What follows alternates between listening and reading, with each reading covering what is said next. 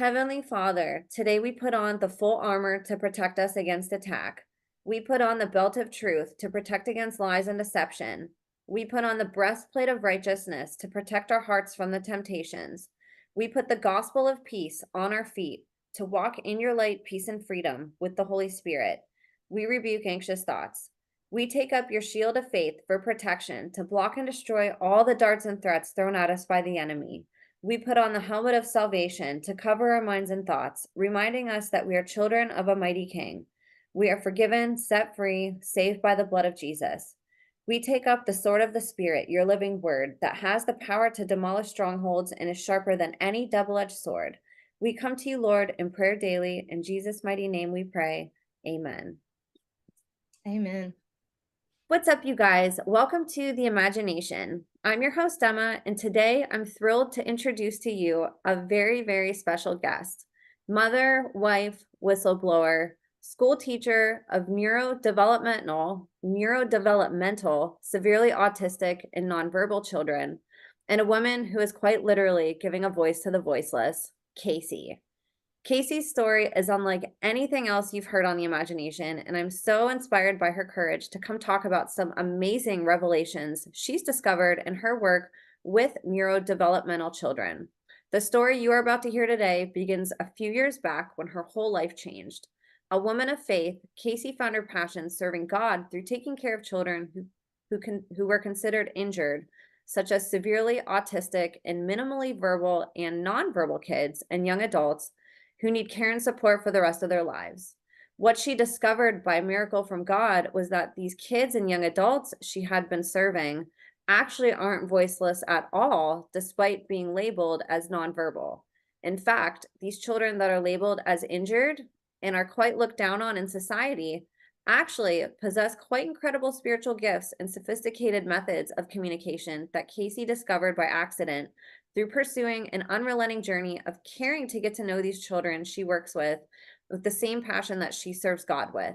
Casey's story gives a new meaning to the nomenclature associated with children who are commonly referred to as special in the education systems. Among the amazing revelations you are about to hear today about this underestimated demographic of children and young adults, Casey is also going to discuss why and how these children are being injured in the first place and things we need to consider as a society if we are going to be inclusive of the fact that every child's life matters. As Casey states, there are a growing number of children that are being harmed by the systems of power, intentionally and brutally changing many of these children's lives for the worse. So many families need help, and there are so few people helping. There are even fewer people willing to acknowledge the spiritual side of autism. And this is why Casey is here today. She isn't speaking on behalf of herself, but on behalf of a growing number of children and young adults who are losing their physical voices in droves due to a broken system that seeks to exploit and profit off of children and parents and abandons them after they have been broken and injured. Casey's story today leads us into discovering an intelligent network of communication happening right beneath our noses by children written off as injured and disabled, and that these voices are indeed special and deserve our eyes, ears, and heart just as much as every other abuse survivor and victim does. And after getting to know Casey, I couldn't think of a better person to speak on behalf of this growing group of unrepresented children who are not added into the Save the Children conversation. That is, they weren't added until now and until today. What you're going to hear today is quite shocking, absolutely incredible, and at times a little dark. What happens when a nonverbal child is abused or knows abuse is happening and can't speak up? You are about to learn what the answer may be to this question today in this incredible story presented by an incredibly brave and courageous woman and mother. So you guys, please give Casey your full attention as you are going to learn a story unlike any other today. Before I finish introducing today's guest, just a couple reminders and updates for you guys. If you'd like to be on the podcast as a guest or share any information privately with me, you can now email me at imagineabetterworld2020@gmail.com. You can also use this same email address to contact me if you'd like to be a part of and contribute to my new book series featuring written testimonies by survivors and whistleblowers. And you can find a video I created outlining all the details in the show notes and on my YouTube channel. And lastly, I'd love your support on my Substack, where I'm taking up investigative journalism, and you can subscribe to me there at www.emmacatherine.substack.com. All my links are in the show notes, you guys, and I can't thank you all enough for caring so deeply about each amazing guest and for helping to make the imagination the safest space on the internet for survivor and whistleblower disclosures. So, you guys, without further ado, please help me in welcoming today's guest of honor, woman of God, selfless servant, teacher, educator, light in the darkness, and someone who is going to show the world just how special our special education children are. The one, the only, Casey. Casey, thank you so much for being here with me today. Thank you, Emma, for having me here. My story is a little different, so buckle up, guys. It is, and it's so selfless of you because this isn't your story that you're whistleblowing, and you could have easily stayed quiet about this, and instead you're choosing to put your voice out there and add your piece of the puzzle. In my eyes, this is a very, very important and overlooked piece of the puzzle. I've heard nobody else talk about it. And so I'm Oh, really honored that you came on here to share with us because I believe this is the right audience that is going to wrap their arms around this information and run with it and find solutions, find help, and most of all, contribute their puzzle piece if they have it. yes, exactly. And what's funny about the puzzle piece is, I mean, most people know the international symbol for autism is the puzzle piece. And it's like a connection that I just made the other day. It's kind of crazy. Whoa, oh my gosh, you just blew my mind right now. Yeah. So yeah, very interesting. Wow. Lots of, one thing I've learned is that everything in life rarely has only one meaning. Almost everything has more than one meaning. And I don't know, I think the puzzle piece is one example of that. Um, you Wow. know. I have So chills running down my body right now. That was amazing that just happened. I know. There might be a lot of that during this interview. I don't know, but yeah. Thank you for having me. I'm excited. I'm not showing my face today, but I want to be clear that it's not because I'm afraid. It's merely because I have a family to protect, and my kids are young, and I have a husband with an important career also, and you know, it's best to not put all my cards on the table at this point.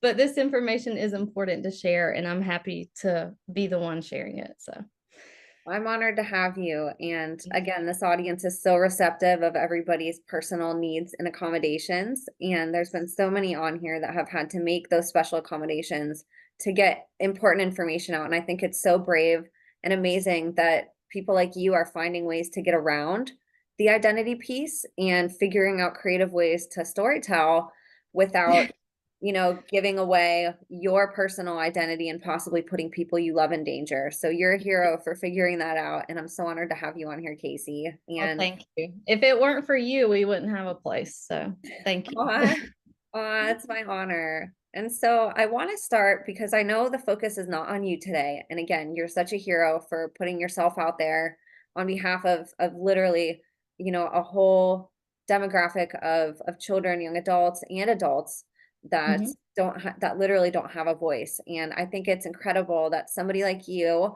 I know you're not showing your face, but I've seen your face and you're beautiful. You have a beautiful family. You've had lots of success in your life and you're very passion driven, you're kind. You have everything going for you to where you could be anything you want in the world. And the thing that you chose to do was work with these underrepresented students. Mhm. And I wanted to ask you to share your journey of why of all the things was that the journey that you set out on? And I'd love for you to share the place that God had in this story. Okay, so it's kind of twofold. So initially, I want to start by saying that I do not have a teaching degree. Okay, I went my whole life, and it's kind of funny because my dad, who passed in 2012, which is, that's part of my story also, but he told me my whole life, you're going to be a teacher. And I would always say, no, I'm not. I don't want to be a teacher. And I went to art school. I didn't want to be a teacher. I did everything in my power to like not be what I am. Um, and so I graduated from college with an art degree. And of course, there's no jobs out there for for art. You kind of have to make your own way. Yeah. And I ended up Becomes like working a in hobby. restaurants. Yeah, yeah. So I ended up, finding a job, and I was in the restaurant industry for a long time.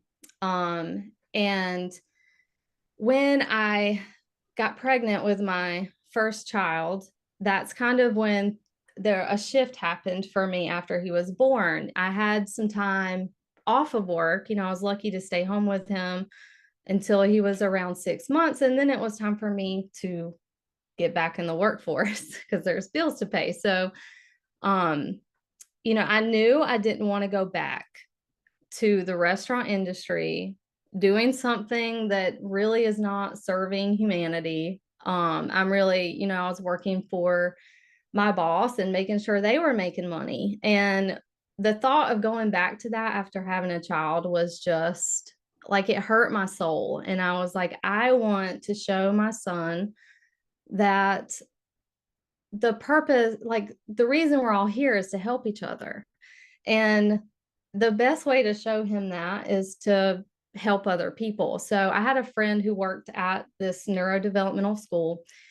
She was a real teacher, actually. She went to teaching school, but she was working there, and she told me, they'll hire and train, whoever's willing to come work with these kids. And I wasn't sure, but I felt like that's what I was supposed to do. So I got a job there, and it was pretty overwhelming at first because I'd never been around this population of kids. And it's challenging because the kids that went there were they had the most difficult time in life. That's why they were there. That's why their parents spent so much money to send them to this place, because they needed a lot of help. So it was intimidating for me. It was overwhelming. And I'm not even sure, it's by the grace of God that I stayed there through the first year, because there were many times I wanted to quit. But every time I walked into that place, I just felt love. It's like you walk in the doors and you are like, just, it's like a big hug. And so that's, I think, what made me stay. And then I started seeing like, oh, well, I'm actually can help these kids. I learned and learned and learned all of the ways that I could use my talents and strengths to help them. And so I underwent a lot of training. I did a lot of things there. I started as a one-to-one teacher. Then I started doing art classes there. Then I became a lead teacher in a small classroom. And during that time, they trained me to be a clinician. So I was over there, like I had like 6 students under my care where I did their testing. I wrote their programs. I, did parent communication. I was like over these kids, and it was tough. It was a lot of work. And at the same time, I was approached about creating a job training program for them. So I had a classroom of kids, and then I was also building a job training program, which was centered around life skills in the kitchen and cooking and baking. And it was very successful. I really enjoyed it. I eventually stepped out of the classroom and just did that. So just did the job training aspect, and it was awesome. Then when I I left for maternity leave, I got pregnant again, and I was on maternity leave, and I had my spiritual awakening. And it was during this time that it was like, it wasn't like a vague feeling of like, I want to serve others. It was this is God calling. This is what I want you to do. And it was just like a very strong message straight from God that, that I was meant to be here and in that position where I was, because I was trying to get out of the school. It was very hard work. I was like, I was kind of at a point where like, I'm happy doing this, but maybe I could do it somewhere else in a different way. But I couldn't figure that out for myself because, that's a big undertaking to move from under a school and try to do something on your own. And it was kind of rattling around in the back of my mind. And so I had this spiritual reckoning. God clearly spoke to me. And um, I'd never heard God clearly speak to me. And in that moment, it's like, I had a choice. I had a choice to say, no, thank you. Like, thanks for asking, but I'd rather not. But for me, it wasn't a choice. God asked me to do something, and I said, okay. And that's kind of what led me to discovering these things about these kids that I had been working with for years at this point. So I hope that answered your question. Did. I always know in my heart that people that work with special education children are special, and there always is a special story as to why and how somebody got down that road, because I really do think that it is a God calling. I It think is. people are called to do it, and it comes from just a very special place in people's hearts whenever they are able to hold space for people that other people lose patience with, or look at or look down on. And I think it's really beautiful that you followed that calling and that you stayed true uh to that voice that you felt pulling you in that direction. I think it's really beautiful. Thank you. Thank you. So yeah, that's how I kind of ended up where I'm at now. Not because it was initially my goal, but it was God's plan for me. And I just came to a point in my life where I started listening to that inner voice and that like inner knowing of what I need to do, even if I didn't have the answers or like, how am I going to do this? I'm not qualified. Like all of those nagging thoughts, I just kind of ignored and just, pushed forward to what I thought God was leading me to. So, So fascinating too that that was what your father told you your whole life to do. yeah, How yeah. ironic that is.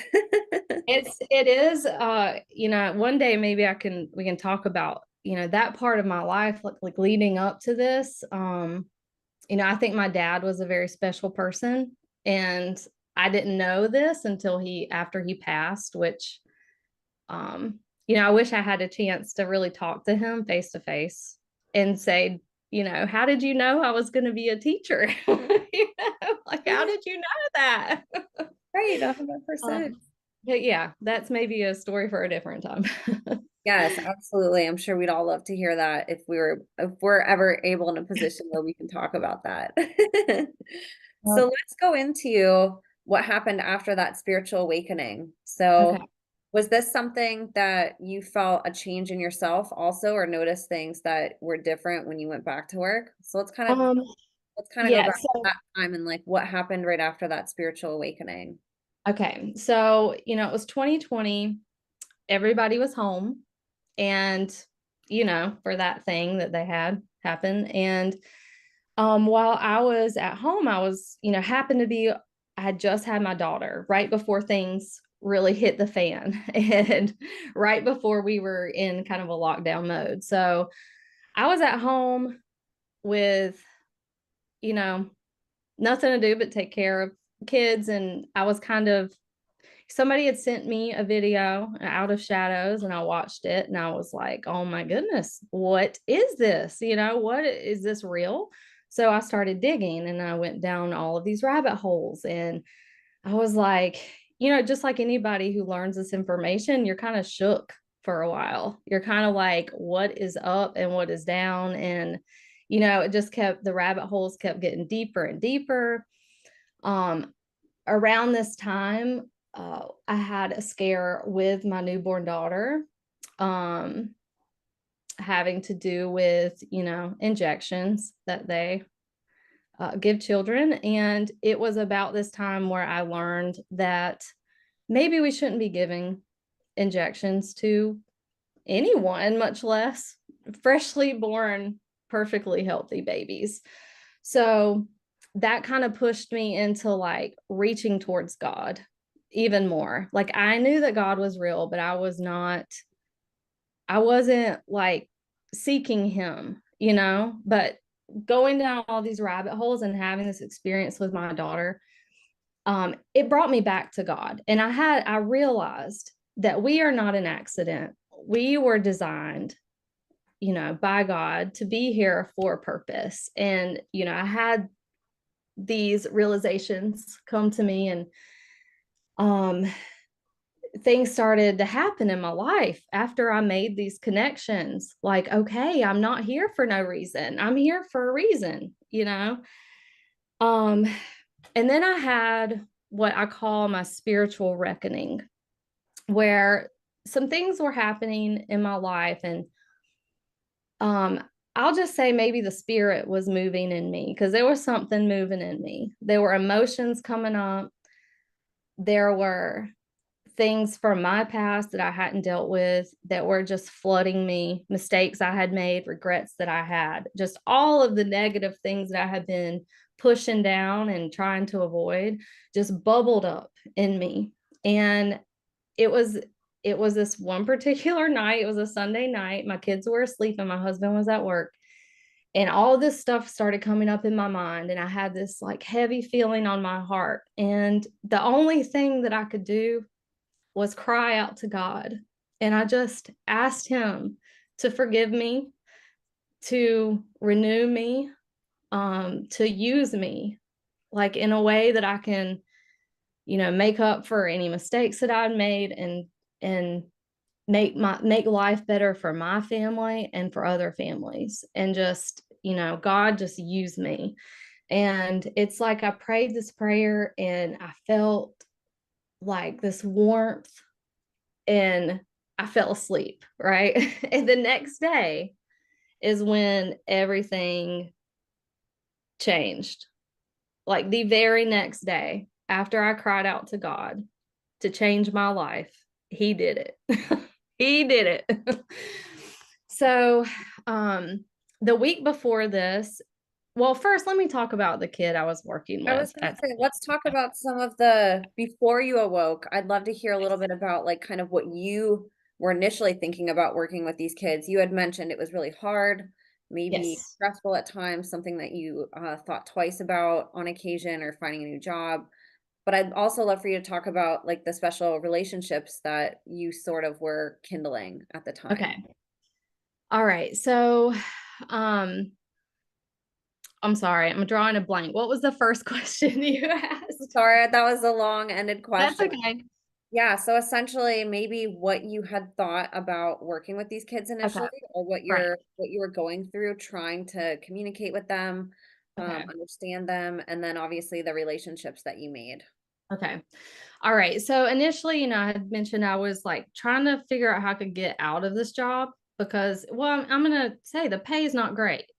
These teachers and caregivers are not paid enough. Okay. But I was able to overlook that and deal with like the stresses of the job because it wasn't just about money for me. Um, but I was, you know, like, well, I know that I can, you know, be successful financially, but it ain't going to be here in this place. So I'm thinking maybe I could open a food truck, a restaurant, something like that to give um, these young adults a place to go after school so that they can earn a living, feel productive, yada, yada, yada, right? Give them something to do and a purpose. And so that's kind of where my mind was. I didn't make it there, but there were other plans. But that's kind of what I was thinking. Like, how can I help kids on my own, you know, without the middleman of the school? Um, and, you know, I really enjoyed working with the older demographic and helping them prepare for life after school. Because there's nothing out there, and there's very few things out there for them. So that's kind of where my thought process was. Well, when I came back from maternity leave, I went back part time. Like I contacted them. I was like, you know, I've really enjoyed being with my family. I'm not ready to go back full time. can we talk about a part-time position? So that's what I ended up doing. So my schedule only really allowed for one student while I was there. And I switched students a few times, and I ended up in a cubby next to the kid that I ended up with. Okay. And I would hear him across, like through the wall. These kids are loud. It gets loud in there. And I could hear him, and I knew that he was having a difficult time. And I just thought, or maybe it was God speaking to me and I didn't know, like, Casey, you can help this kid. You can help him. So I went to the people above me and I was like, I really think that I could help this kid. Like, I hear him and I have experience with, the young teenagers and the older kids in the school. Like, I would like to help him if I can. So they started putting me with him as a substitute here and there. Me and this kid clicked. Okay. We just clicked. When I was with him, it's like he had a calmer demeanor. He just seemed happier. And like, I would talk to him and try to get things out of him, but he had no real form of communication besides like a yes and no chart, or like he knew a few sign language, like a little bit of sign language, but it's hard for them when they have fine motor challenges. So it's like you have to learn what their sign is. So it's really difficult. It's difficult, and you have to be patient, and you have to like just give them your time. So I started doing that with this kid and just really trying to figure out how to help him. And I'm like, I know that you have something to say, and I'm going to help you say it. And so he had this app on his iPad, because he did have an iPad, and he had an app called LAMP. Now I opened this communication app, and I had no idea how to work it. It's just a bunch of pictures with words and different screens and different tabs. And it's like, seemed to me impossible to navigate. I'm like, I need training to use this.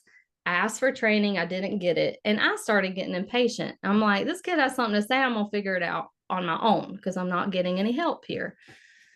So one day, like, it hit me. I'm What like, made you think that he had something to say? Was he like trying to say it, or what gave you that no, vibe?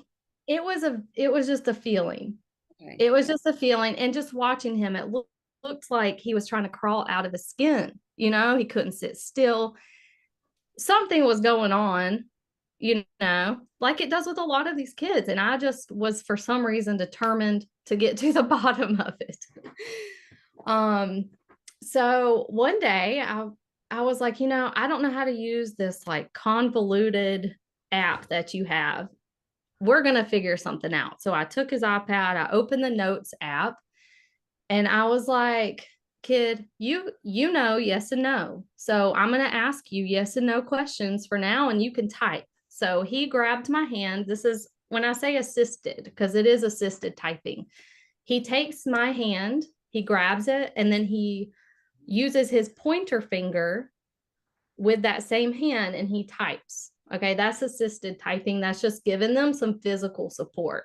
But I'm not typing for him. You can clearly feel when you type with these kids, they are making the movements. Okay, so this is a big hurdle to get across, because a lot of people in this field want to argue, is it you that's typing, or is it the kid that's typing? So I don't get into all of that, because I know it's them. So just another hurdle for these kids to get over, to communicate. That's horrible. It's ridiculous. It's You're ridiculous. essentially there to like assist them to make sure that they have Yes. stability so they can Yeah. finger, but they might not Yes. control their whole arm. So it's like Exactly. Exactly. Like maybe they have gross motor down, but they don't have fine motor yet. And I'm learning that like when they do that, you're kind of grounding them, right? That's the best way I can like understand it, is that like they need something to hold on to keep them here in the moment. And that's you. All right. Or whoever's typing with them. So we started typing yes and no. And then I was like, okay, this is working. Let's see how many words you know. Right. Because I mean, this kid at 5 years old was deemed mentally retarded. And his parents were told that he would never be able to do anything. All right. So these are the kinds of challenges that they have to get over. Being told from a young age that it's hopeless for them. Um, which just, And then to have tears me up the people inside. that you love and that love you the most believe it, and Yeah. it's like, hey, wait a minute, like that's not true. Yes. Can you imagine being trapped and Well, not able to for years and years? So at this point, this kid's 13 years old. So he's lived 13 years of his life with people believing that he is not there. All right. Um, so anyway, I was like, I took a word list. We had word lists for academic activities. I took 1,000 word list, and I just every day would ask him, can you spell this word? We would go through like 10 words a day. Emma, he spelled every word. He spelled 1,000 words correctly. Okay. So at this point, I'm like, somewhere along the way, this kid has learned how to read, right? Maybe he taught himself. I don't know, but I'm just going to go with it. So when I realized, okay, you pretty much know how to spell every word, as far as I can tell. I mean, 1,000, there's more than 1,000 words, but you understand what I'm saying. Like he had knowledge that nobody knew he had. So I was like, I think, like, I feel confident that I'm going to raise the bar a little bit and I'm going to have you type to me in full sentences. Okay. Instead of yes and no, instead of like one word here and there, let's try a full sentence. And he just started typing full sentences. And everybody was kind of like, wait, how is this happening? But nobody really thought much about it. It's just like, oh, wow, he's doing so well. I didn't think much about it. That's like a Yeah, miracle. I know. It's insane, really. Um, but I had seen stuff like this happen at that school, like another kid typing like just conversationally. And it's like, how did he learn all this? Well, the closest explanation is like, oh, well, maybe he learned by reading closed caption on the TV. It's like, really? Do you think that's how he learned? But hey, when you're not in the mind space of like supernatural things being a possibility, it's like your human mind tries to explain things in a human way, if Yes. that makes sense. So anyway, this is happening. It's like everybody's really proud. He's doing really good. Some of his behaviors are, getting better. He's finally able to tell his parents, like, they'll send a note, what do you want to do this weekend? And he'll write a note back.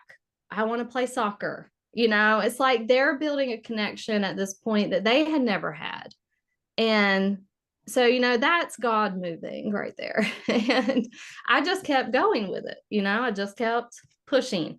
And this whole time I'm still asking for help and nobody's helping. It's like, oh, anyway. So I That's just kind of took it like upon sad myself. for me to hear that people weren't like that's how every teacher should be, is that curious and like trying all these different things. Yes. Like it's so sad that you were the only one that was like super into that and like Uh-huh. excited about it. It is. And well, I'll tell you why. It's like, at this school where I was at, you're trained to handle things a certain way. And if you're not handling it the way they present to you that you can do it, then you're reprimanded.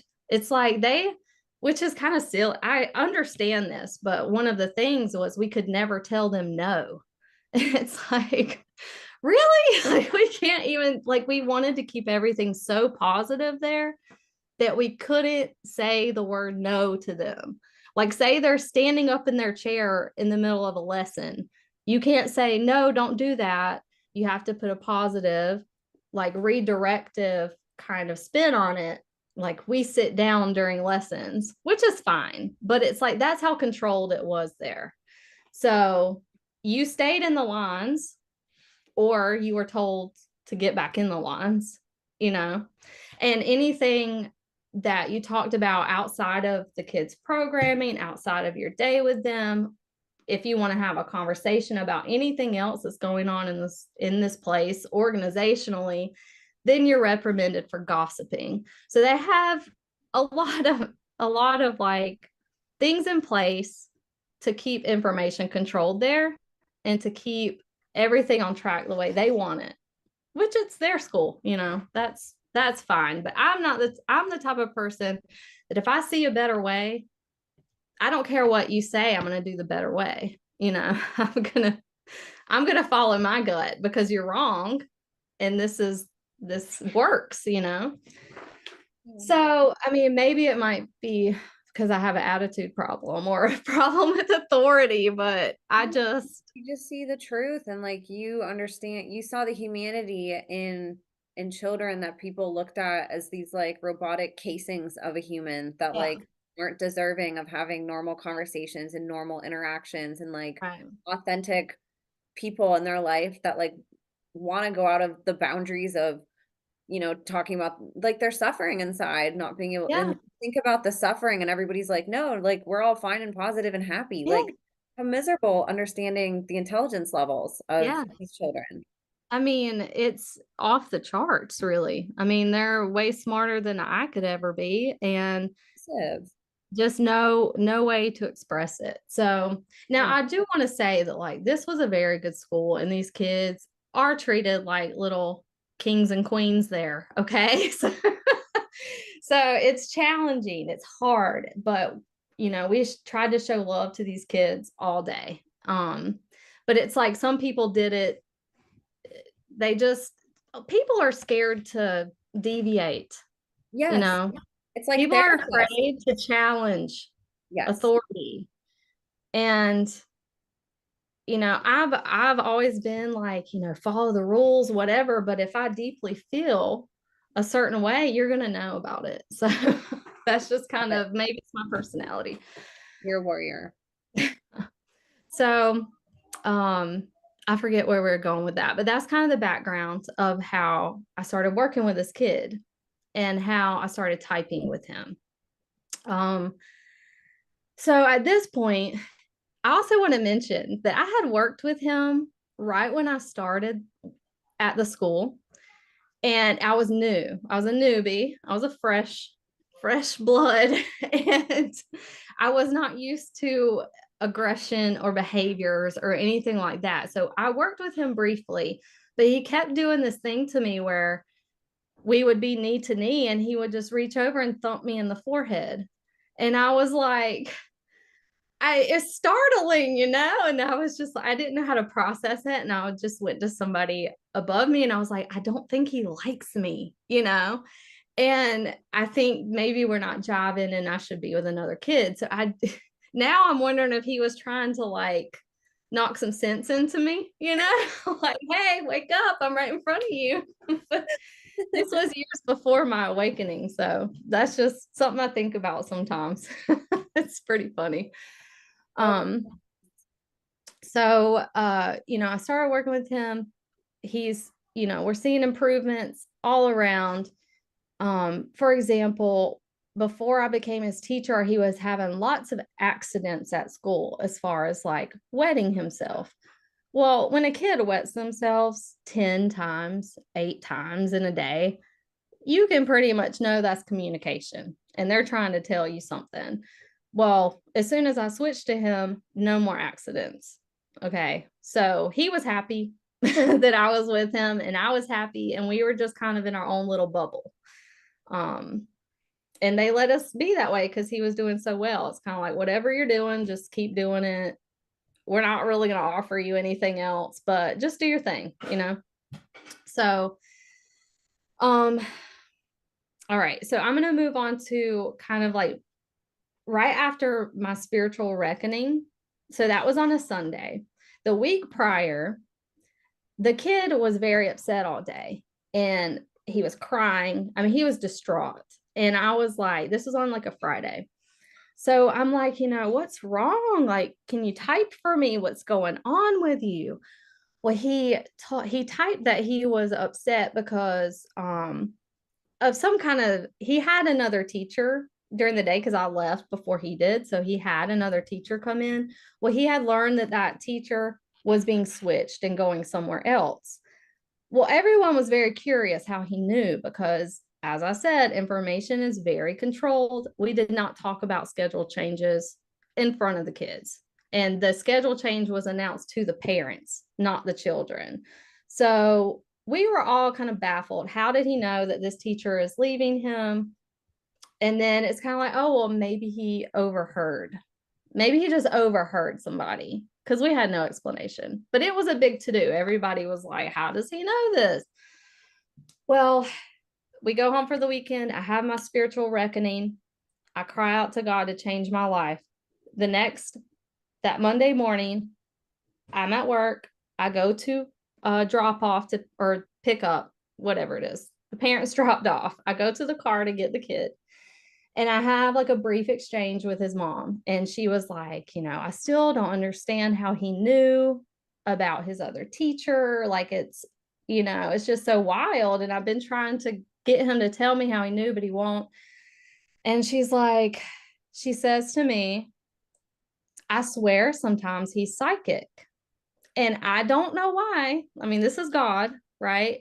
Something flipped in my mind. And I said, maybe he's psychic. So I'm like, I get him out of the car and I'm like, we're going to your cubby and I have to ask you something. So we go straight to his cubby. I close both of his doors. We sit down and I'm like, hey, can you tell me the word that I'm thinking? And he typed it immediately. The word was space. I'll never forget this moment in all of my life. I was dumbfounded. I was speechless. All I could do was ask him to do it again. So I asked him to do it again, read me. And he typed what I was thinking every single time. And I probably did like 20 words. And then I'm like, okay, well, what do I do now?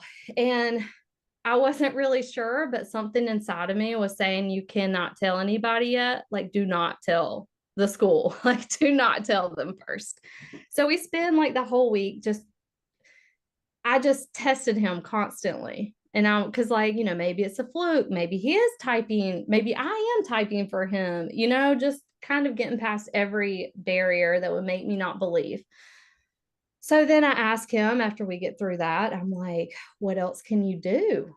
And he starts to tell me that he can see future events and past events.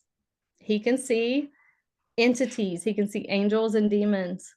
And I'm like blown away because I'm like, how is this possible? Like I had to shelve a bunch of the stuff because I didn't know how to process it. So he's telling me things about myself that he should not know. Like I would ask him things like, what theme are we going to have for my son's birthday party this year? Something I would never talk to him about. And he told me it was ninjas, plain as day, ninjas. And I'm just like, holy cow. So, I'm consulting my husband. Like, what should I do? Like, this is wild. He believes me because he's also had experiences in his past that would make him believe, okay, this is something that could really happen. So we spend the rest of that week and I just keep testing him. And we're doing his program work telepathically, where I'm just thinking of, say, processing activities where he like has to repeat something in the same order back to me. So star, train, boat, like I would think it and he would type it out in the correct order, exactly what I was thinking. So we did that for a little while.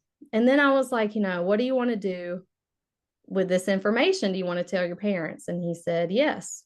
So I had his mom's phone number because of during the pandemic, we did a lot of remote learning, right? So we had to exchange phone numbers. Typically, I would not have his mom's phone number because of like HIPAA violations and all that, but I just happened to have it. And I was like, okay. So I text her one day at the end of this week. It was the Friday. And I was like, this is going to sound really odd, but can you bring your kid to my house after you pick him up from school? And she's like, okay, sure.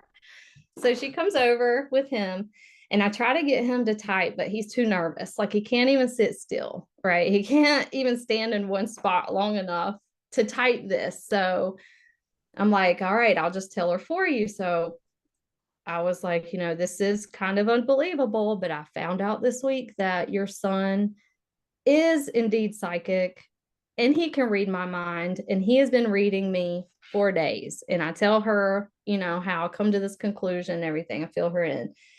And she immediately just starts crying, and she's like, I knew he was special. That's all she had to say. I knew it. I knew that he was special. Like, all of the things that she had been told about her son, she knew deep down that they weren't true, but nobody else would acknowledge it. So then, I build kind of an immediate bond with her over this. And we're like family now because I'm with them all the time. But so we spend the next week trying to figure out how to help him, right? Like, what do we do? Who do we go to? Should we tell the world? Like, what should we do with this information? And I told my husband, like, I knew what I was supposed to do. And that was that I was supposed to find out all of his needs and help him meet them. Because, forever they can't tell you, do they have a toothache? Is their vision okay? Does their stomach hurt after they eat certain things? Like, these are things that we take for granted that they can never express unless somebody has spent the time to give them the tools. So that was kind of my focus, was just getting his needs met and getting him in a place where he could be happy. So he tells me and his mom that he wants to tell the school. And, that's a whole nother story. I'm not going to get into everything there, but long story short, we have a meeting with the founder of the school. We tell her what we've discovered, and we learn that she already knows. She already knows that there are certain kids with abilities that the world doesn't know about, right? God, like gifts from God. And it was kind of shocking. Like, we didn't really know what to do with that. It's just like, okay, you knew. For me, I was very angry. Like, you knew this and you're not telling their parents? Like, how dare you? Like, this should be something that they are aware of. And like, why are you not telling them? I just had so many questions.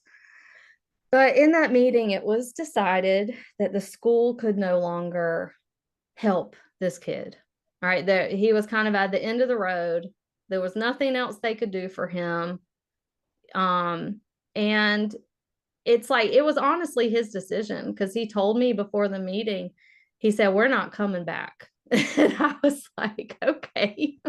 So I packed up all my stuff. I just listened to him. And so in that meeting, I ended up quitting. He left the school, and now I homeschool him, and we've been doing that for 3 years now. So I'm his main caregiver besides his parents, and I'm his homeschool teacher.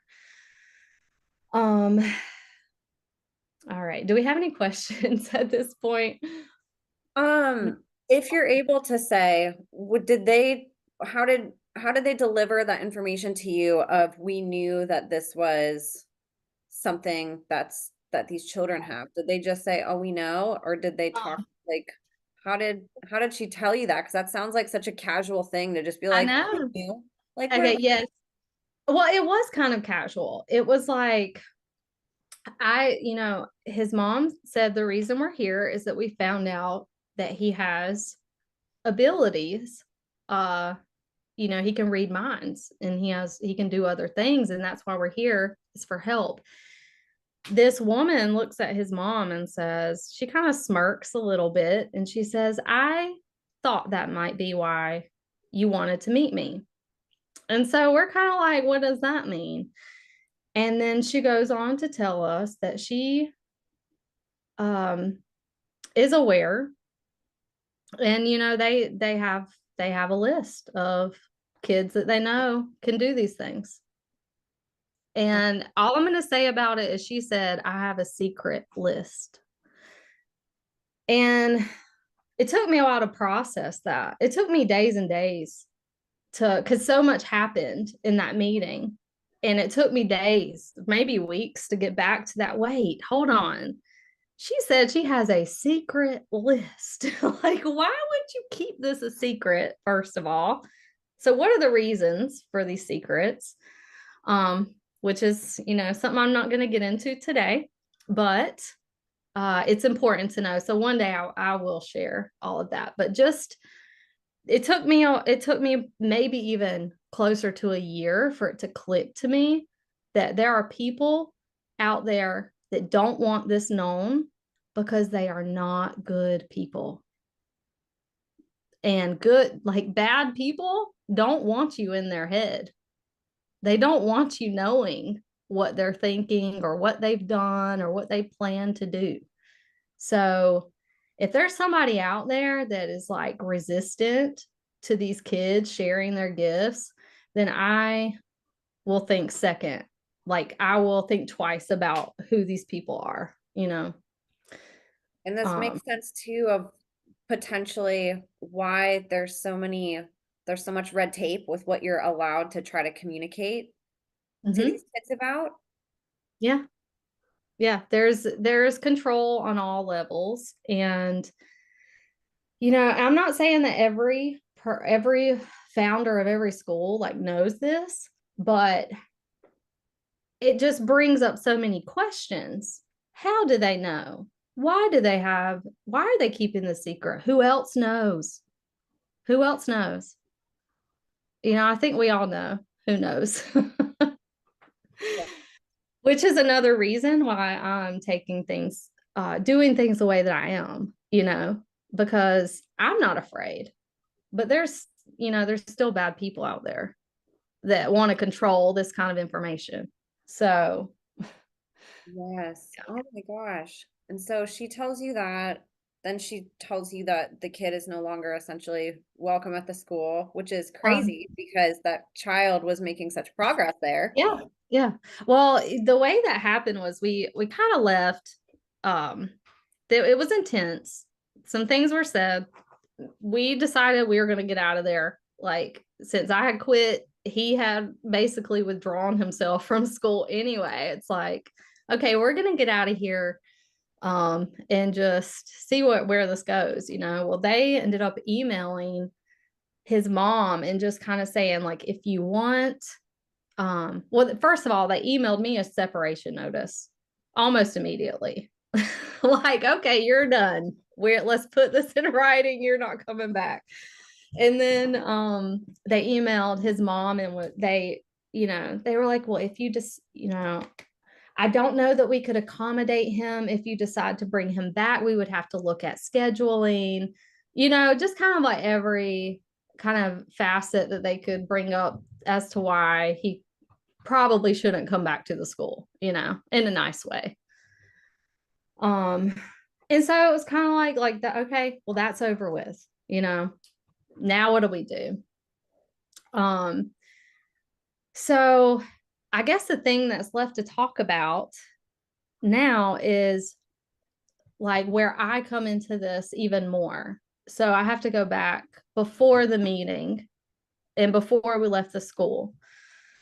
Um, and I don't even know if we've mentioned this yet, but there was something happened, and there was a connection formed between me and Yeah, this kid about that that.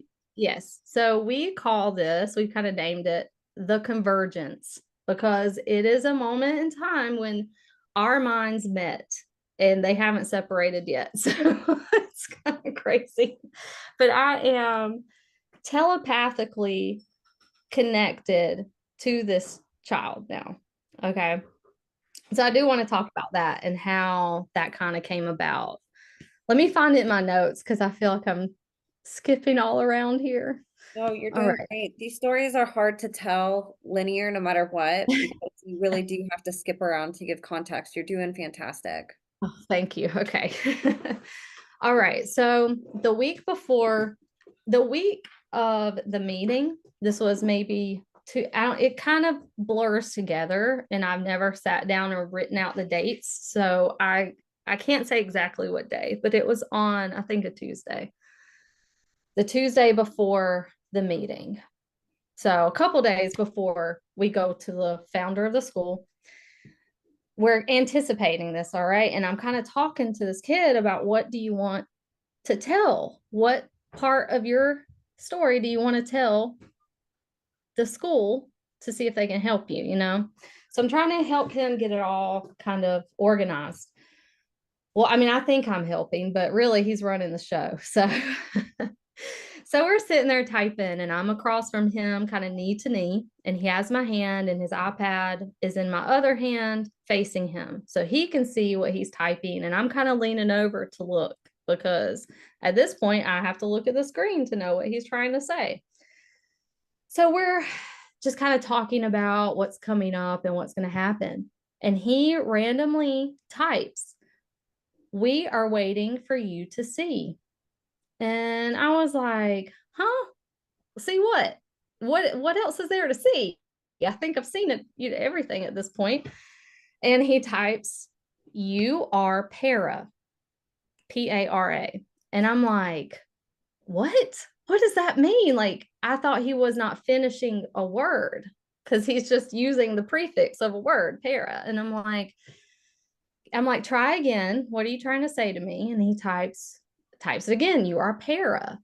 And I was so confused. And I was like, you're going to have to explain what you're trying to say to me, because I'm not getting it.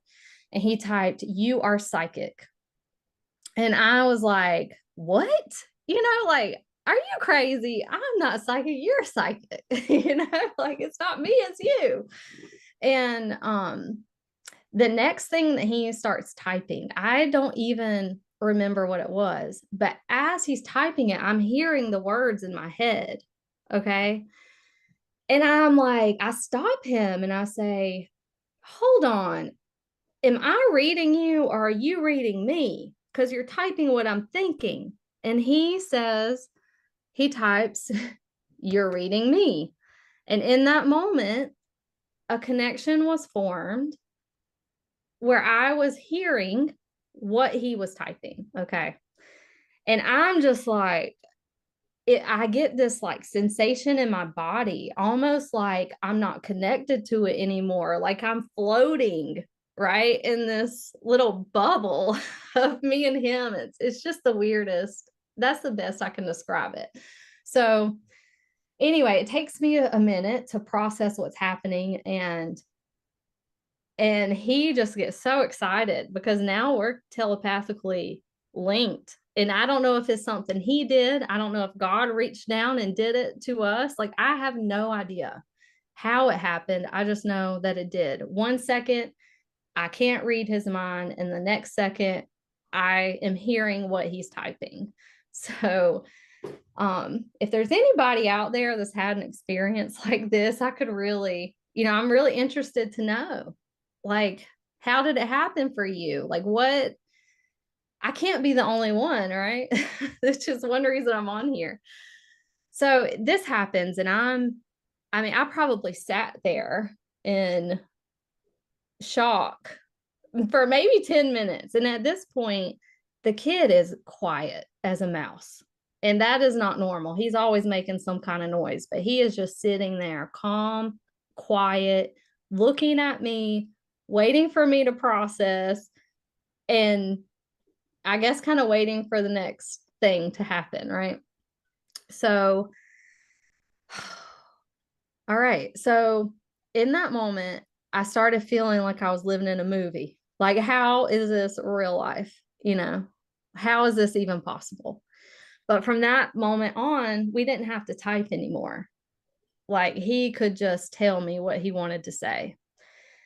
And so that's what we did. For the days up to the meeting, we would just sit there in his cubby by ourselves, and we would communicate. We just talk to each other with our minds, mind to mind. And I'm trying to see what else to say about that. It's just that's just where it really ramped up. What did you do when you discovered that? Did you tell your husband, who had been very open to everything else, or did you Oh sort of yeah. keep that to yourself? Well, no, um when I left him that day, I mean, I was probably sprinting to my car to get on my phone to like call my husband and tell him. And I'm like, you will not believe what just happened. Now my husband is very supportive, but he's also kind of like, he like helps ground me when I get so excited that I just want to tell everybody everything. He's like, okay, you need to slow down a little bit. Like, you're gonna seem like a lunatic if you don't like get it together. So anyway, he believed me. And then I had a friend that I was talking to about this, and she believed me. So I had two people that I could kind of process this with. Where was I? Okay, so I had my husband and my good friend at the time, who she's a friend who sent me all the documentaries that I watched that kind of started this whole thing. Um, so anyway, I had them I could talk to, and I immediately also called the kid's mom, and I met her in the Target parking lot. And I hopped in her car and I told her all about it. And I was like, I don't know why this is happening to me, but basically I promise I'm going to help your kid. Like, it's clear that he needs me, and I'm going to help him, you know. So that was it. I do want to explain though that when I'm reading him, because I feel like I have to explain this because it took like a year for me to realize that my husband thought that I could just pull anything out of this kid. All right. He thought that I could like get up in his mind and like just find out whatever I wanted to, but that's not the case.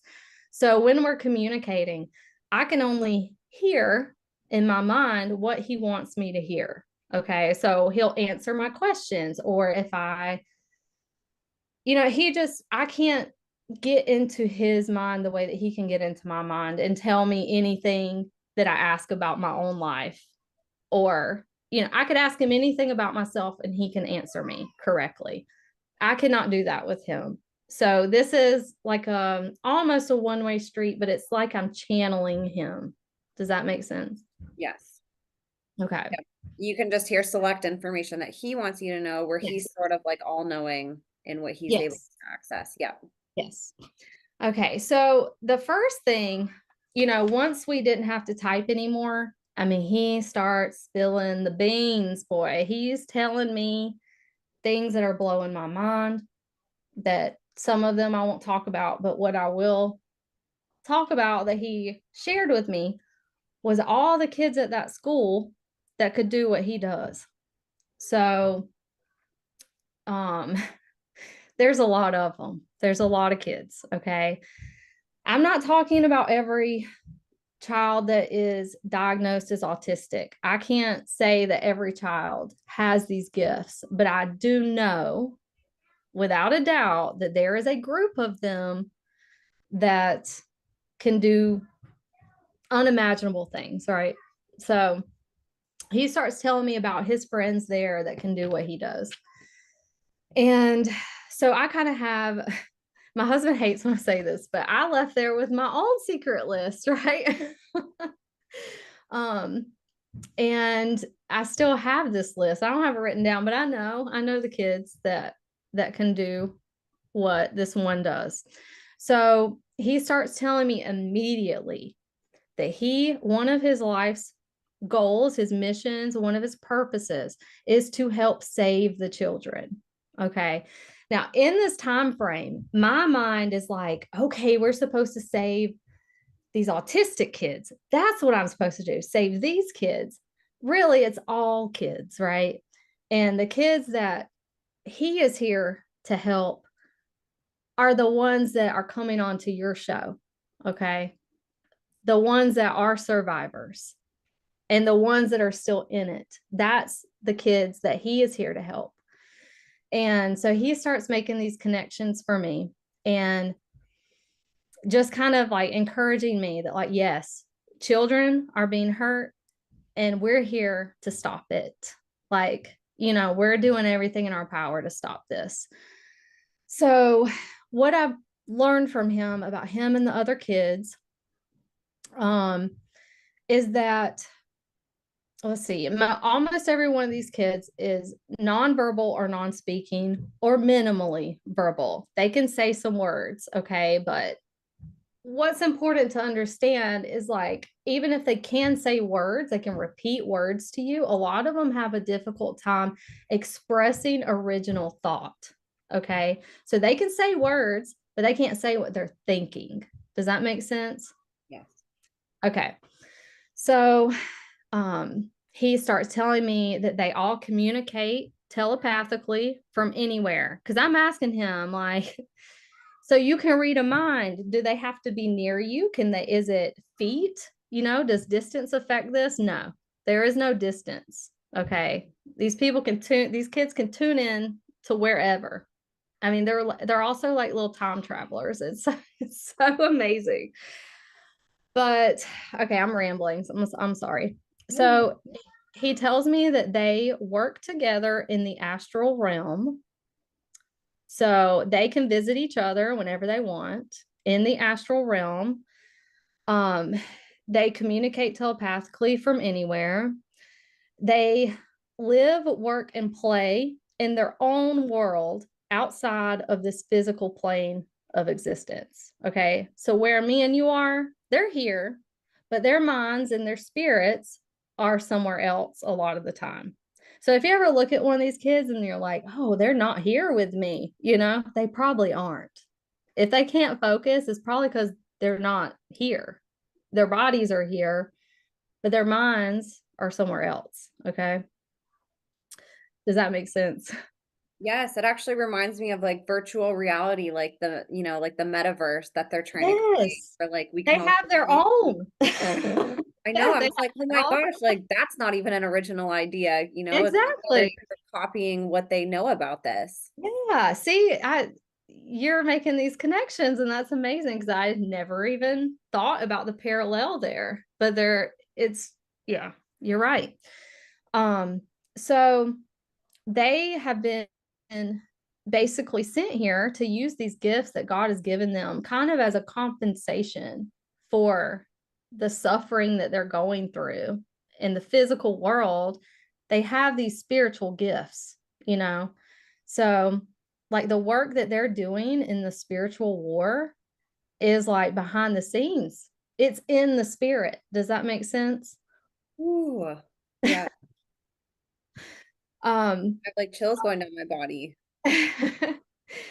um so, and I just want to drive home one more time that there are people in positions of power that know about these kids, they know about these abilities, and they want to keep it a secret. Okay. So let's see, I have a list of abilities that I'm aware of that these kids have talked to me about. And I do want to mention here that I can connect with the kids of this network. Like, it's not only the one that I'm working with full time. I can telepathically communicate with, I don't know how many, 5 to 8 kids. Oh, And sometimes there's more. Like, I'll see a kid that I used to work with in the past. And like, I was driving to work one day and I was driving past where the school was. And I look over in the turn lane and I see one of my old students in the car on their way to school. He looks at me through like 4 lanes of traffic and I hear him. He says, "Help me, help me." And I'm just like, I mean, there's stuff like this happening to me all the time. Well, not all the time, it's kind of slowed down, but there's more, there's more kids out there and they need help. So, that's why I'm doing this. So, um, sorry, I feel like I'm rambling again. no, this is so fascinating. So when I understand that this, like you said, it's not necessarily like a two-way street where you can do the same, but Right. does this happen to you? Say that you're out and you walk by children that are autistic in these ways, nonverbal, and that meets some of the criteria that you mentioned, is Mhm. this random where you can just sort of tap into that and like they can do that to you automatically? Or does this happen to you after you build relationships?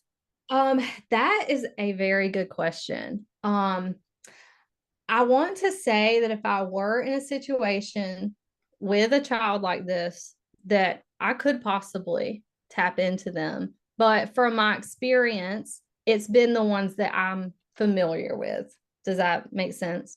Yes. But to be fair in that answer, I'm not really around a wide range of kids anymore.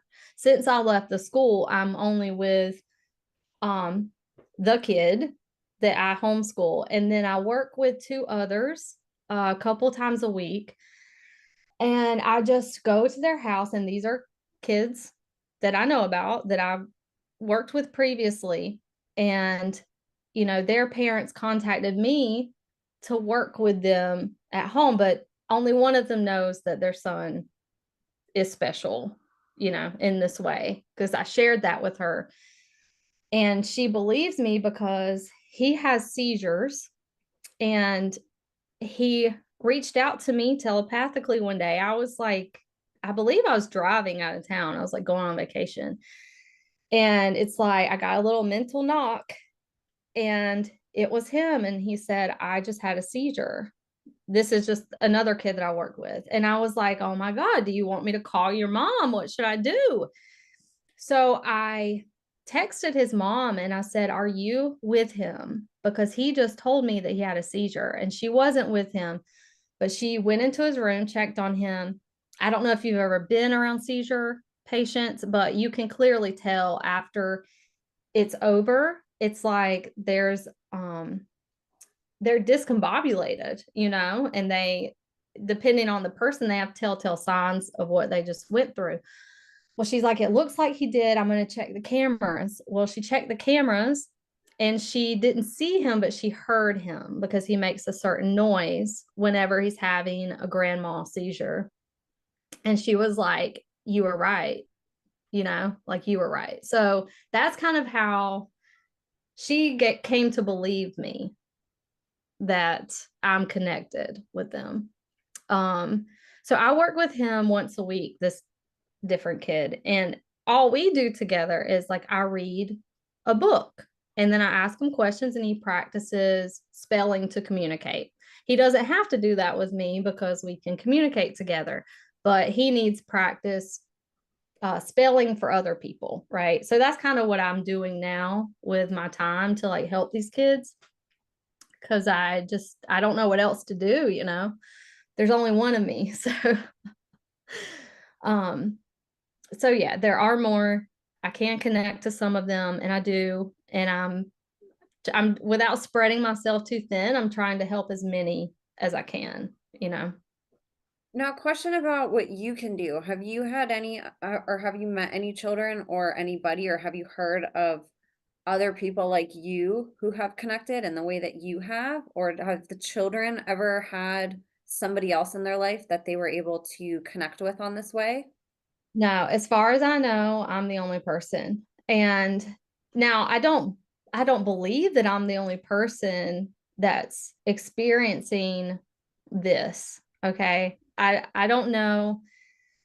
Um, I don't know. I ask the kid all the time, like, is there anybody else like me and you? And he says no.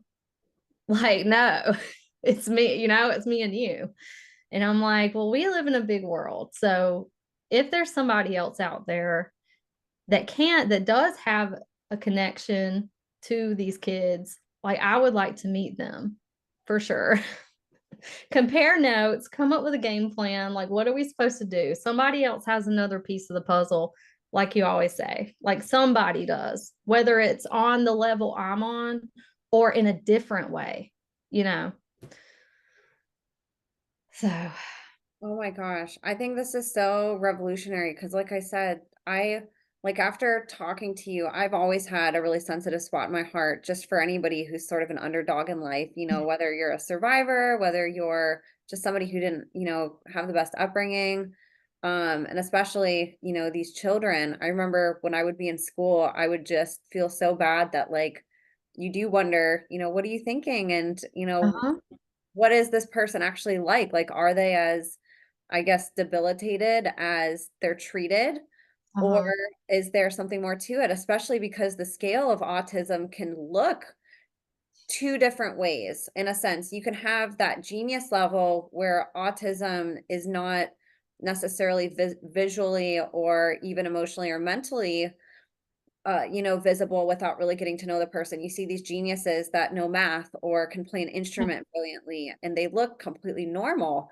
And it's deceiving in that way too, to where it can be so high performing that people have a misconception of it that way. And then also on the other end where it can look very debilitating. And to think of it almost, I don't want to say as a gift because it's really horrifying, what can lead to this potentially, like how you were talking about earlier with, you know, poisoning children as soon as they're born and different things that we may be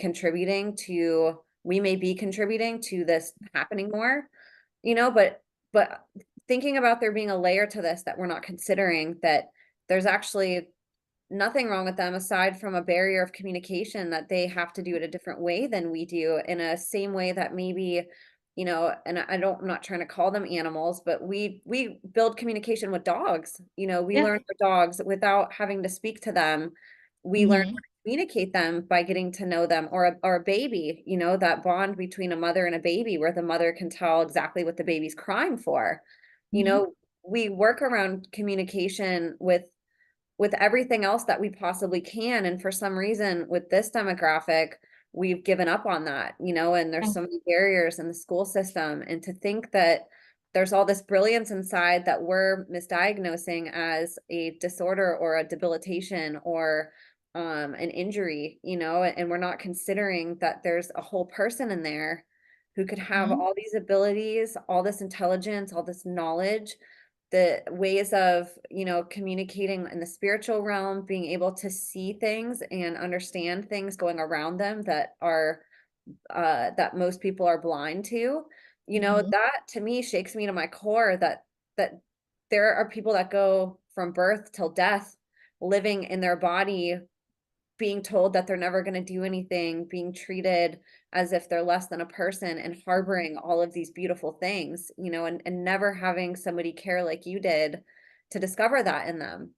Yeah. It almost makes me like want to cry, but it also brings me so much hope that there are people like you. And I can't say on my end either that there's people just like you that can maybe tap into this this type of communication within their network, but Mm-hmm. it gives me hope that there's other people like you that are starting to wake up to things, just like how we saw the last few years in the medical industry, that hey, is there something more to this? Or even therapists that work with SRA survivors that are told that, satanic ritual abuse doesn't exist, and it's Uh-huh. just schizophrenia or bipolar or something else, and I feel like you're doing the same in your field, that these therapists are challenged to do with things that don't meet their normal academic education, and you're asking questions beyond what you're told. And I think it's just, you're a hero, like you're an angel for being able Thank to you. do this, and for not giving up and for devoting your time to this, and it sends chills up and down my body, honestly. I'm like, this is really revolutionary what you're bringing to the table, girl. I mean, it is. You're right. It is. And I don't really take any credit. I gotta say, I mean, I have put in the work, I kind of sparked it, but it's like it's almost like it wasn't me, like God is working through me. And I'm glad to give God the glory for this, because if I hadn't cried out to God to change my life, would this have happened? I don't know. Probably not, because I wasn't ready for it. I'm not to say that I was ready for all this, because it's been quite the challenge to go from being the only person in your head that you know of to having a 13-year-old teenage boy in your head. I mean, I'm in my 30s. I'm, 30 something year old woman, and having that, I mean, I'm surprised I didn't lose my sanity. It was tough for a while. It was very tough. And it, interfered with my life. And I just kind of had to be like, okay, I have a family. Like, this cannot rule my life. And I'll kind of talk next about how I found some relief, because it was 24/7 to Yeah. begin with. I mean, this connection started and I had no control over stopping it. So I would be at home and I have this 13-year-old autistic boy just in my head, yapping, yapping, yapping all the time. It's like, You're okay, trying to I be a have mom and a dinner wife. now. So it took me a while to figure out that all I have to do is, well, I had some help from a psychic friend of mine who I had known before this happened. I went to her and she kind of proved her legitimacy to me in a way that, like, okay, I know she's legit. So she was kind of the first person I thought about going to for help, somebody who lived their whole life with gifts of the spirit, maybe they can help me with this kid and tell me what they need. So I do want to mention, because I have my list of their abilities here. I quickly want to go through that real quick before I go on to the next part. So we know that they are telepathic. We know that they can astral project.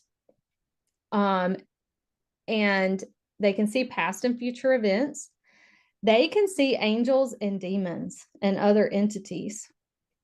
And I want to put some emphasis on this, because the kid always tells me that a lot of his trauma is spiritual trauma. And I think I mentioned that to you in our communication. And I want to explain it like this. Whenever you tap into the spirit world and you're able to see these entities, you become a target.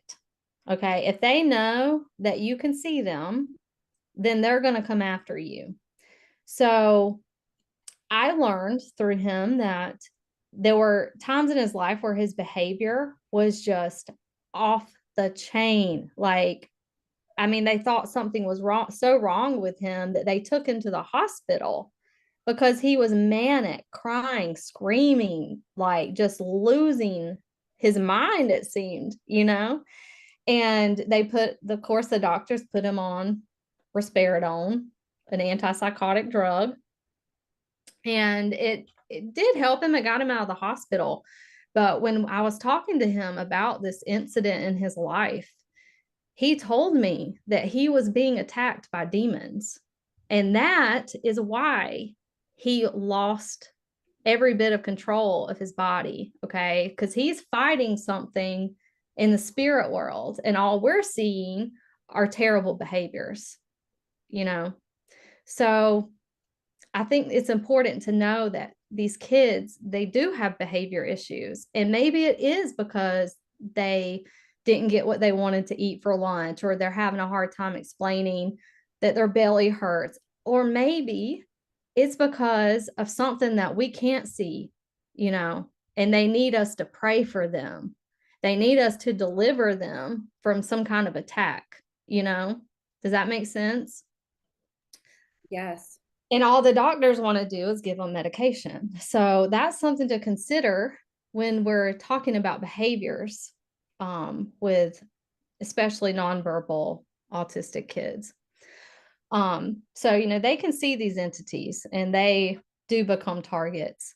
Another gift that they have is telekinesis. I have witnessed this myself.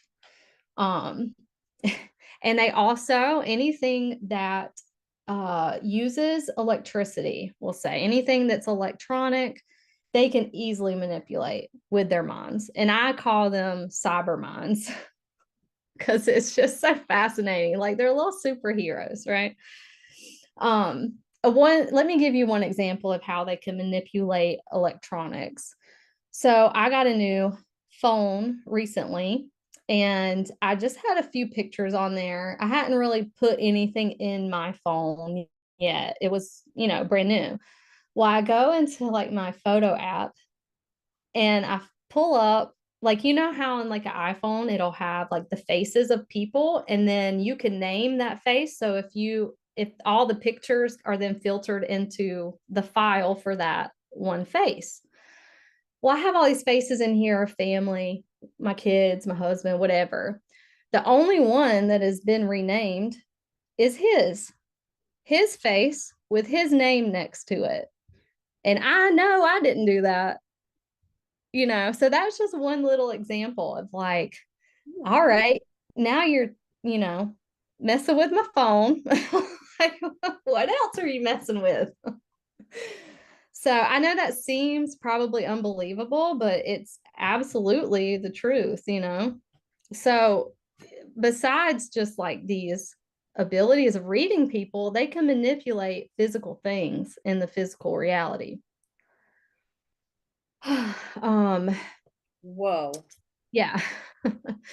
um what my what the kid is really good at is he's been telling me from the beginning that timing is his thing. Okay, timing is my thing. He's been typing that forever. And I can give you an idea of what he means by this. Of course, I'm not tapped into what he is, so I can't really explain it, and he has a hard time explaining because there's no words. There's no words in the spiritual realm that can translate to make us understand. But for instance, he like tells me that he can see different timelines, he can track events on different timelines, and he can do things to make events happen in the time that he wants them to happen. So the best way I can explain this is while we were still at the school, we were sitting in his cubby, and he's trying to tell me about all these other kids like him. And he doesn't want to just say the names, right? Because that's no fun for him. He's like, I'm going to show you. So we would sit there, and then all of a sudden he'd say he wants to go outside. So I'd be like, okay, let's go outside. I would follow him. He would walk somewhere, like say on the trail. There was like a little nature trail, and we'd go on the nature trail, and then he would stop somewhere, and we would just wait. And then maybe 30 seconds, maybe 10 seconds, maybe a minute later, a kid would come walking by, and he'd say, them. And I'm like, damn, this kid can do it too, like that's so crazy. So he would take me. He knows where everybody is, and he knows where they're going to be at a certain time, and he's taken me to where they are going to be, right? So I can meet them. And like I don't say anything to them. They like, hi. Like this whole week, all these kids are like, taking me to meet these kids, just in passing kind of deal. And they're connecting with me, and they're telling me, how much they appreciate what I'm going to do for them. They're telling me bye because they know that we're leaving, and they probably won't see me for a long time. And they're like, yes, I'm one of them, and I'm helping you, I'm helping you help us. So I would have these little meetings before we left the school. Does that make sense, or do I sound crazy?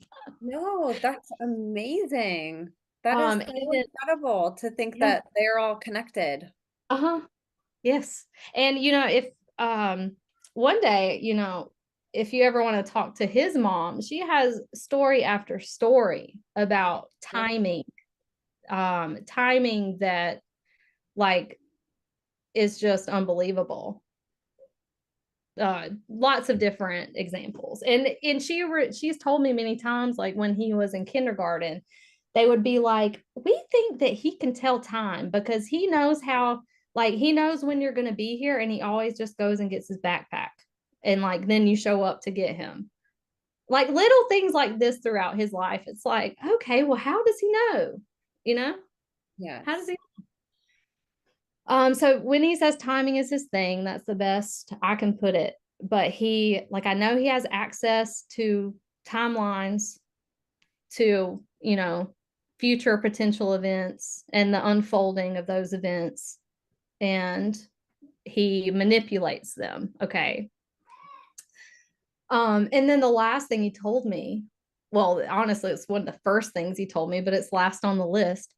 Um, he said that he is God's messenger. That is who he is, God's messenger. And he has been visited many times in his life by Jesus during his most desperate times, like times when he was losing hope, starting at like 3 years old. He has had visits from Jesus just as encouragement, to tell him that like he is worthy and there's a plan for his life, and just to keep going. So yeah, that Oh my I gosh, know. so precious. I love Uh, too that he's shining a light on this and like trust you enough with this information to share with you, because it sounds like, you know, in a way there's so many parallels with this as there are with survivors, and the fact that there's like a secret network of but on the it's almost the opposite end. Like there's yeah. a secret dark network of Mhm. communication through like symbols and all this stuff, propaganda, and it's like the Satan's like almost inverting what is naturally there from God with these children. They have their own antithesis almost that they're building. That's almost like the spiritual realm of communication between light, you know, Yes. and like purity and God, versus like what what they're experiencing too in these realms with the demonic. Yes. Yeah. It is. It's kind of it's the inversion, Everything's inverted, Yes. the other way. And it's like God's hand is in this and he's inverting things back, like it's Yes. like he is taking a group of kids who, well, oh yeah, also while I'm thinking about this, these kids have been injured. Okay, you're completely right, they have been injured, but that title comes from me, or that word comes from me, because nobody in the medical community is ever going to admit that this is an injury. Okay, they're never going to admit that. um that's why such a wide spectrum was created, to put all of these kids under, so that there's no more questions. They're just autistic, you know, they're just autistic. And that's, you know, why such a wide range? I have so many questions about this that I kind of want to get to at the end. But yeah, they're not going to ever admit that these kids are injured in any way. So they label it with autism. And that's how these kids are I don't know, labeled, I guess. It's It like a makes me label. wonder a lot, like how you were saying with just questions. I think about I've recently had survivors come on my podcast that talk about spiritual abilities and how they're exploited in a sense through abuse, and a good word to use on their behalf too is injury, Mhm. like very, very traumatized children, and that it can enhance different qualities that they're born with, Right. maybe genetically, maybe from God, or maybe it's something that really gets pushed to the surface through abuse. But it makes me wonder too about, these abilities that these kids have when they're abused in a sense with one event or a few events versus it being, like MK Ultra, where it's persistent and consistent throughout and it's very systematized. Like we're looking at an event where somebody gets administered, poison, and Uh-huh. it injures them so bad that now they can't talk, they can't function like a normal human. And it makes you wonder, like, what does that do? What are the side effects of something like that? Can it impact a child in a similar way that these other types of traumas can? Right. Right. Now, I will get into the DNA question soon, because I think it's all Oh yeah. linked. Yeah. Yes. Um, Let's yeah. talk So, about what you were going to go into next. My okay. mind's just like, woo. Yeah. We'll get there. I just wanted to say briefly that, when all this is going on, I'm like seeking confirmation for myself. Like I need something to tell me that I'm not losing my mind, because it was just a roller coaster, a whirlwind, like a bomb had been dropped on my life, you know? And I'm like, I'm questioning my own mental stability at this point that like something so unbelievable has happened to me. So I did call my psychic friend, and my husband saw her first because he was having kind of a hard time with this, especially after some of the information that I learned that I'm not disclosing today.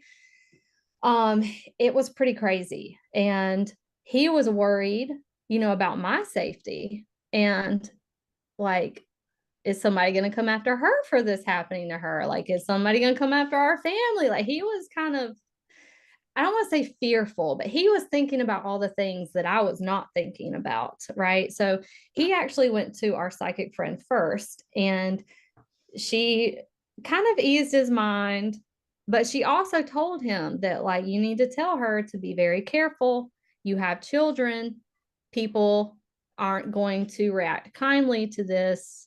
Like, there will be somebody that, if the wrong person that you speak out against, will go after your kids. They'll find you unfit to be their mother, and you just don't want to go down that road. So she gave him a very stern warning for me. And then the next day, I went to see her the day after that, and she told me then that after that meeting with my husband, when she was giving those like very important and stern warnings about what not to rush into for me, um, the kid got kind of upset because he wanted her to be like, go get him, like, do your thing, whatever, because he's so excited about all this. Well, when I went to see her, she was like, well, I think I upset him because he came to visit me last night. And I was like, what? And she said she was laying in her bed and she woke up to his astral body there, sitting on her bed with her. And she knew it was him. She knew it was the kid. And she said to him, you can't be here. You have to leave. And so she gave him kind of like a stern warning himself that, like, you cannot just do whatever you want with these gifts. You cannot go into people's lives. You cannot spy on them. Like, there are universal laws that you have to follow, because if you don't, it's going to come back on you. So it was really important for me to go see my psychic friend so that she could explain to him something he probably should have already known. And like, we all have to be very careful because it's not a game, like, there are people out there that don't see this as a good thing. And so he didn't like that warning. He went to visit her because he was upset. And she was like, get out of here. So the next day when I went to see her, she told me about that. And then she severed a connection on me. Like, she did some energy work on me, and she was like, you have a connection. And I think it was him, something that the kid put on me that probably wasn't supposed to be there, but it's why I couldn't block him out, right? It was just too much. It was too strong. And she started working over my abdomen because I was like laying on a table. I don't know if you've had energy work done, but you just kind of lay down and relax, and the healer just works on your energy. And she got to my abdomen, where, like, right at my belly button, where your umbilical cord is, right? And she cut a connection, and my body physically came up off that table. And I was like, holy cow. And I immediately felt like a physical, like, relief. Like, I could like function now because I wasn't just inundated with someone else's energy. So after that, things got a little better for me. And then later on, we took the kid to see her, and she confirmed, well, she told me that he is an ascended master. And in this life, he is bound because of things that happen in past lives. Okay. So I don't know, where you stand on reincarnation and all that. I don't really know where I stand on it, but that's just what she said about him, that he is an ascended master. and past lives are the reason that he is bound, quotation marks, bound in this life. So that was just a pretty interesting little piece of our puzzle that she kind of filled in. She gave me confirmation that, like, yes, indeed, like he's a special boy, he can do many things. She warned him against, because he does tend to get a lot of attachments in the spiritual world, and it's because he fancies himself a demon slayer and he hunts demons and sends them to God. That's what he says. Oh my gosh. Yeah. Little Yeah. warrior over here. Yes, for sure. But he told me that he stopped doing that so much because it does interfere with, the physical world. It causes a lot of problems, problems that could be avoided if he just stayed in his lane. So, And so when so you got that cord cut, did that allow you then more control over when you could open yourself up to that and like closing it off versus it being yes. 24/7 access? Yeah. Yes, it did. It allowed me to only now, I don't know if he's lurking in the shadows of my mind. I'm pretty sure he's always with me. Okay. But I'm not always aware. So I'm fine. That works for me because I don't have anything to hide. You know, I, it's kind of weird your whole life being an open book and somebody knowing even more than you do about your own life, you know? Yeah. Um, but I also, it's okay because the worst thing that I have ever done or thought about doing, I would openly talk about, like I am a good person. Now I have faults and I have healing to do and I have things to work on, but I don't balk at the idea of somebody knowing what I'm thinking, you know? So, but yes, it did. Like, I don't care if he's there. I don't care if he's in the astral in my house hanging out, which he says he does a lot. Like, I don't care, about that.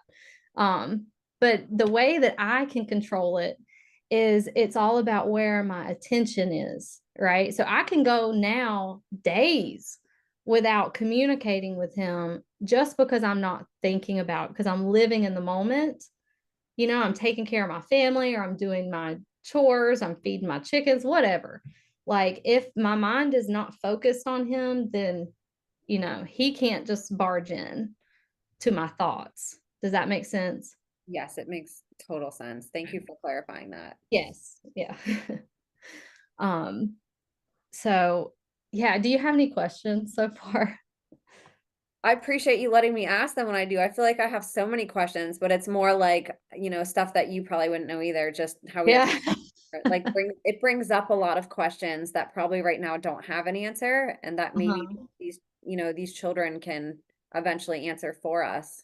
Well, I will say, like, not today because I have so much to get out, but this is a little thing that him and my husband do. It's like my husband will ask him questions through me and they'll just have like a little conversation and I'm just the middle person, like giving the answers. Oh It's my like God. it's very interesting, very interesting. But yeah, there's a lot of questions that, maybe he can't answer. And if he can't, then he doesn't. And I think he's learned like to keep more to himself because he's made predictions to me that haven't come true.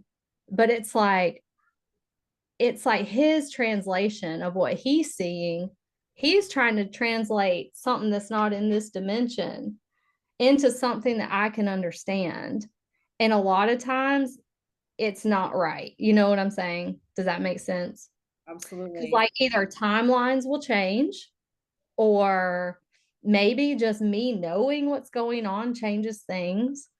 But he's kind of like he doesn't tell me a lot anymore. Like he doesn't volunteer it, Like used to he would see something bad and he would tell me, like, I see this happening, you know. And a lot of the times it wouldn't come true. And it's like, is it because we're altering timelines when we do that? Was it not clear to him? Did he misinterpret it, trying to explain something to me that's unexplainable? Um, So, he usually just sticks now like to answering questions instead of like telling me what he sees. Does that make sense? Yes, that makes a lot of sense, and probably is a little bit relieving for both of you, and then when there is important stuff, then you can really sit down and talk about it instead of it being like a bombard of it. Yes. Yeah. Cause it was like, he was telling me very difficult things to swallow and like, um, they haven't happened yet, but at the same time, what he's saying to me could totally still happen, but it's like, I don't think I need to know that to help him. I don't think I need to know what he knows. You know what I'm saying? Yes. Yes. So anyway, I wanted to tell that we did get confirmation from a third party that like this is real. This kid does have gifts, like this woman experienced it herself. So for any naysayers out there, like it's it's not just me saying this. And yeah, there might be other people like you out there that are too scared to speak up, or Yeah. might think they're going crazy, that are going, what is this thing that I'm experiencing with these kids? Right. So you're giving them a voice too. Maybe Mhm. others like you who aren't autistic, but who are, being let into this information. Right. Now, I will say that I have seen a comment here and there about mothers saying that they are like connected, like mind to mind with their own children who are nonverbal autistic. And I mean, I totally believe that. If you have a connection that strong, and you're in a position where you can really tune in to your child, and get on the same frequency, I think that's what it's all about. um then that's totally, I'm sure that there are parents that are connected in some way. It's just strange that I'm not his parent, like I'm not. But for some of these families, they live their life minute to minute, just trying to contain destruction, in their house, or just trying to like get to the next day, like just get them to bed, like hopefully they'll sleep tonight. It's just a whirlwind of behaviors and challenges that prevent them from seeing the full picture of what their child is, you know um because I mean, I'm in it every day, and it's not a walk in the park. These lives are very, very difficult. So, there's challenges, there's things that block these connections that maybe the parents could have with their kid. And then I wanted to talk about, I think I sent it in my first notes that I sent you. Um, I wanted to have a discussion around alcohol because, Yeah, let's. if I hadn't stopped drinking alcohol, there was no room for anything like this to happen in my life. Okay. It's called spirits for a reason. And they're not good spirits. They're not friendly spirits that take advantage of you, you know, when you are uh, consuming alcohol. Now that's everybody's preference. I drank a lot uh, in college up until getting pregnant the first time. That was just a part of my life every, weekly. Uh, and then I had my first kid, and it don't hit the same after that. You take a long break from alcohol and it's kind of like I came back to it, and it was like, you really want to do this? Like, you're gonna go back to this?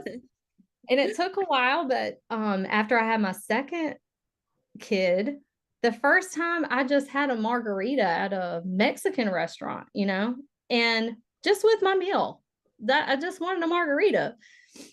2 sips in, my whole body broke out in hives, and I couldn't even eat my meal. And I was like, oh, maybe I don't know what's up with this. And then the next time I tried to have an alcoholic drink, the same thing happened. My body was like, no, like we are not here anymore, like this is not good for you. And I just quit. I just quit drinking. I was like, my body doesn't want it. I think it was my spirit that didn't want it, you know. So And I think that it does depend also on the person, because I come from a generation of alcoholics. Like my dad was an alcoholic and he sobered up when I was born, but I grew up in AA. And I grew up hearing all the terrible things that alcohol can do to a person. Um, so I would say that none of this would have happened if I was still drinking alcohol. And I haven't really had any since then. Now I did drink one glass of wine not too long ago, but I couldn't even finish it. I was like, I'm just not for me anymore. But I will say that there are things accompanying alcohol use and other aspects of just normal everyday life for people that affect these kids. Okay. If you're drinking alcohol as a parent, you probably have some kind of attachment from the spirit world that your child is picking up on. Okay. And I know that like this is probably gonna make some people upset, but it's just the truth. It's the truth. So you just gotta like, and this is for parents, if your child is acting out, um, and you don't know why, then maybe you need to look at what you're doing and what you're bringing into your life that maybe you don't see, but your child does. Does that make sense? Absolutely, yes. Children have, a lot of unique abilities that we don't as an adult with their, Mhm. intuition and that purity and, not being exposed to things. And I think that that's very true. You can pass down trauma, we now know, through, generations. And children can also pick up on trauma. They're like little sponges, they're little intuitive sponges. They can absolutely pick up on, inner turmoil from a parent or something. Mhm. And like how you said, how it blocked a connection that you could have had. Like, what if a parent is blocking that connection to their child too by consuming spirits? Yes, You know, exactly. it's like Yeah, it almost could turn off a child from being able to, have that parental connection. absolutely. Yes. And I felt very strongly I should bring that up. I know that was kind of out of the blue, but it's something that's on my mind. And, if you want to drink, like that's your choice, but they don't understand the implications of these things. There's more, alcohol does more to you than give you a hangover. You know, it's a spirit eating sort of, uh, I don't know. Uh, what is it? It's, it's, it's a weapon, to be honest. I think that's the only way I can put it. It's there, it exists to keep us from expanding our consciousness. And if you want to connect with these kids whose consciousness is what's expanded, then you got to like remove some barriers. I think that's what I'm trying to say. Which makes sense. Yeah. So, just personally, I think that was like a prerequisite that if I hadn't made the decision to stop consuming alcohol, then I probably wouldn't have gotten here, you know, until I made that decision. And it's hard. Sometimes you just want to have a drink at the end of the day and relax. I get it. There's other things out there. There's other things that are actually gifts from God that you can consume to help you relax. So, you Yeah. know, there's choices. Yeah. But so anyway, that's kind of a little segue, but or a little side note, I should say. Um, that if you're out there and you're in a situation, your child is um you can't communicate with them, maybe consider taking out some roadblocks, so that you can connect with them. That's really great advice. I really appreciate you sharing your perspective on that. Thanks. I know I've been trying to filter like what is gonna upset people, like what should I say and what should I not say. But if I was worried about upsetting people, I wouldn't like be on here. So We have to get over that, and people have to get yeah, over being upset about what they hear because the truth isn't made to be pretty or to sound good all the time. It's the truth. And yeah, sometimes the truth hurts like a month, like a yeah. freaking blow. Yeah. but it doesn't make it any less true. Like, we have to be able to wrap our minds around things that are uncomfortable, because it makes, Mhm. an easier wrong is not better than the harder right. Like, we have to be Right. willing to do the hard thing if it's the right thing. Exactly. Yes. So yeah, yep. I'm trying to think where I want to go to now. Um, all right, so some other things to think about, and this is some stuff I've, will say, channeled from these kids that they just want me to touch on while I'm here. Um, so they want everyone to know that they are in there. They are completely aware of what's happening around them and what's happening to them. All right. Um, they have been traumatized, not only physically and emotionally, but spiritually. They have been traumatized. I can guarantee you that every child who has gifts like this has encountered a very scary situation where they have no help. And I think that's where Jesus plays a role, like coming to save them when there's nobody else to help them. They can't communicate what's happening. They can't say to you, a demon is trying to rape me right now, like they can't say these things to you. And if they could, would you get it? Would you understand? Probably not. So I guess that's why I'm here. Um, uh, I already mentioned this, but when you're able to see these entities, you become a target. So these children are targets in a way, at least until they get to a point of maturity where they can understand the environment that they exist in and have more control. You see, um, they want, I think I mentioned this already, that a lot of behaviors that seem to come from nowhere with these children are coming from spiritual attacks. All right. So I think everybody needs to have a good prayer in their pocket to pull out, if they're caring for these kids, and just pray for them, because sometimes that's all you can do. Um, let's see. They want people to know that there are important reasons why they are in the shape they're in. Okay. Why are they nonverbal? Why do they have problems with their central nervous system processing information?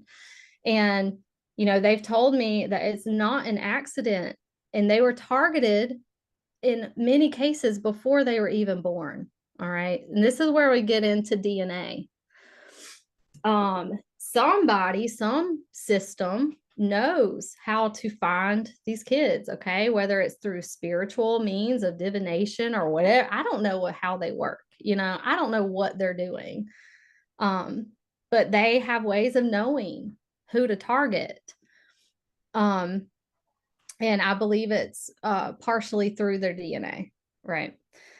um they want people to start asking, what is autism, and why is there an umbrella, a diagnostic umbrella with a spectrum that is so different on each end? Why is there any other diagnosis in medical history with this kind of like reach?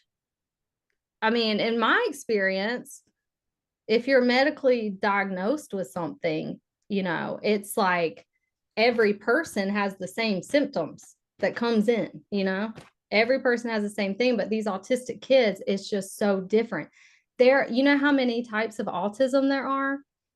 There's as many types of autism as there are autistic kids. Everyone is different. Okay. So it's just interesting. Like, why is it set up this way? You know? Um, so in their cases, they want you to be aware that their severe autism is intentional brain damage. They were targeted and they were injured, and it was intentional. Okay. This isn't some kind of accident that just happened to them. I think we already went over this, but injections are weapons. Okay. They use them to control the population in whatever way they see fit, whether it's controlling the gifts that a person has, the abilities that a person has, completely taking them out. What is SIDS?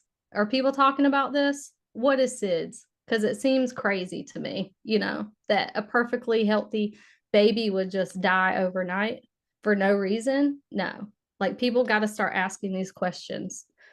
They want people to look into regressive autism and ask themselves, how does this happen? How can a child develop normally until, a year and a half or 2 years old, and then all of a sudden lose everything they've learned? How does this happen? And, granted, there could be many reasons, but we'll just say injections are one of them.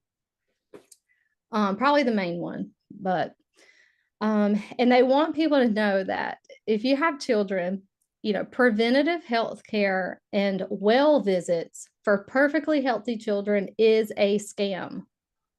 Don't take your kids to well visits. You're just giving them access. You're giving them access to your children for no reason. If they're well, why are they going to the doctor? There is no other reason, And then, again, the reason, one of the reasons why this is not talked about, why people like me have to come on here anonymously, is because there's bad people that don't want this out there, And then lastly, they said that God took his broken children and made an army. He gave them a space only they can access and the ability to affect changes from behind their own veil. So they are using their gifts to fight for humanity behind the scenes. That's all I got from the kids today. Wow. I love that God took his broken children and made an army. Yes. Gosh, what a beautiful sentiment. It really is. So now I want to, just give a little bit of information about how, these kids need help. Their families need help. They need people that are willing to give a little bit of themselves. Okay. And it's like, how can I help them? Well, first of all, give them love. When all this happened to me, I got like a download explaining to me, because I have all these questions about God. Like, what is God? Who is God? Like, where is God? Like, what is this? And I got this download, and like, simply put, God is pure love. Okay. God is purely love. And everyone has God in them. Everyone has pure love source inside of them. It's just that some people cannot reach it. They don't want to. Okay. But all you have to do is dig down in that bottomless well of love and just share a little bit with these kids. That's all they want is love and support and kindness. They don't expect people to come in and change their lives. They don't expect you to come in and physically heal them. That's not our job. Our job is to just give them love, support, and kindness. Always presume competence and know that they are aware. Never think that they don't understand you or that they don't understand what's going on. Don't talk to them like they're babies if they're 18 years old. Like, let's stop that, first of all. Like, talk to them like people. Okay. I'm kind of like, you shouldn't talk to kids like they're kids either. You talk to them like they're a person. I will say families need respite care.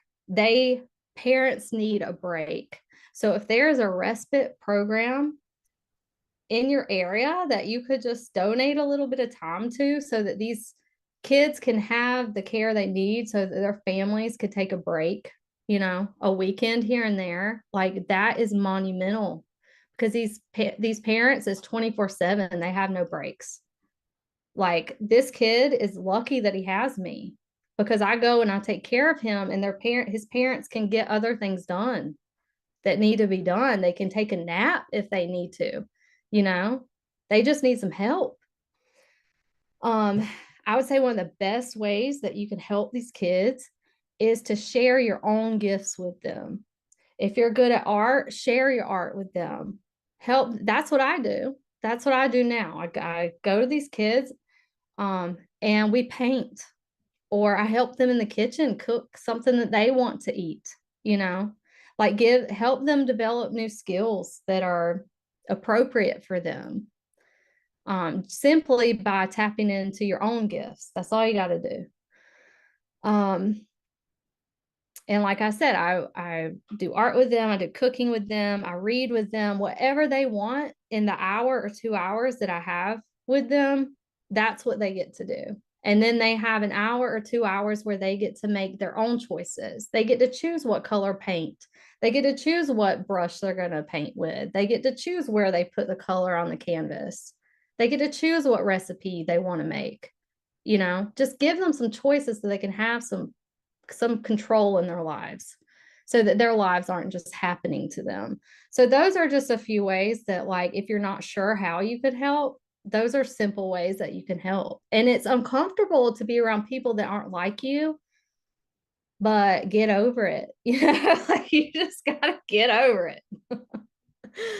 um they're not so different than us. They're completely different, but they're not so different. Does that make sense? It's a conundrum. Yes, it does. Absolutely. We're really mostly just bound by communication barriers and trying Yeah. to open that, you know? Yeah.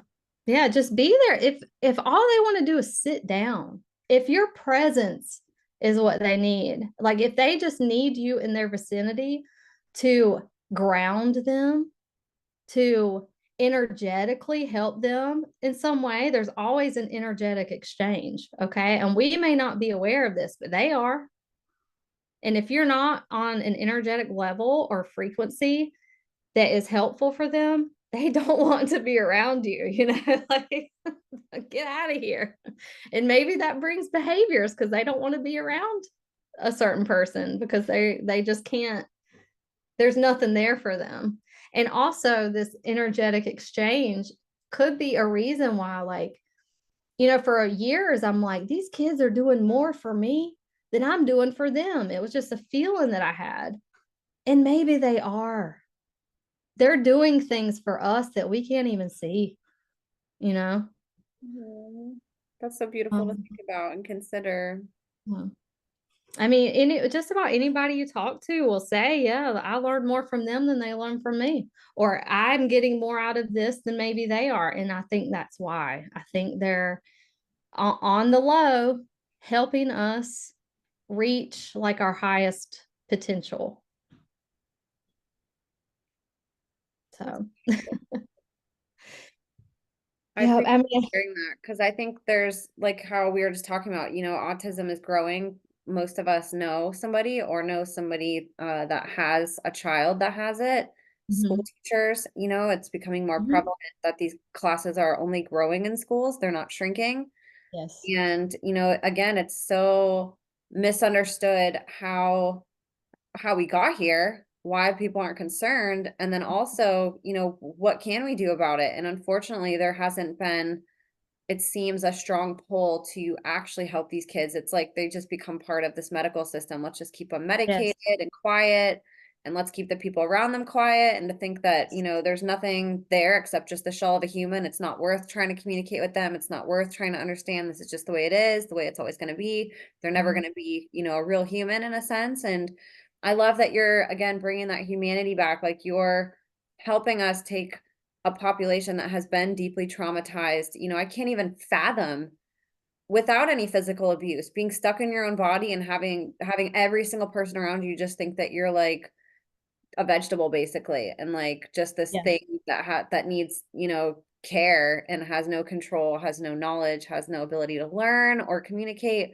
Like, what a terrible way to live, and to finally bring relief to that through what you're doing, to where these kids can now be human again and they can be looked at for the, the God-given innocent children that were simply abused by the medical system and other means that made them a prisoner of their own body.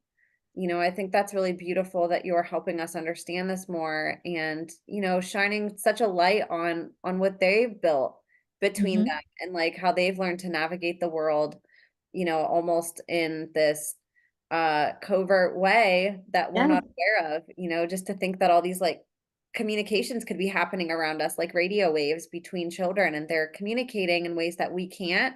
I mean, it's really magical what you're exposing here, Casey. It is. It is magical. It's like I said, I feel like I live in a movie.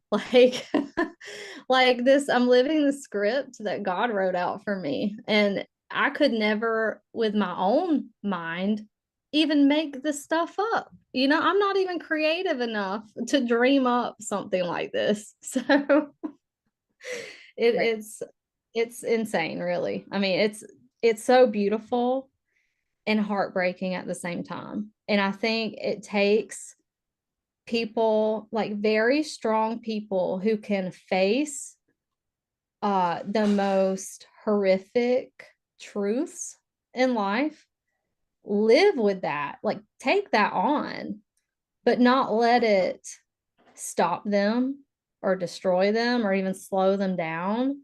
You take that information and you transmute it into something good. And that's what you're doing here. um I don't know how you hear all these stories that you hear all the time and still come on here with a smile on your face. Like that's God working through you. And you're a very strong person for doing that. Most people don't even want to acknowledge it.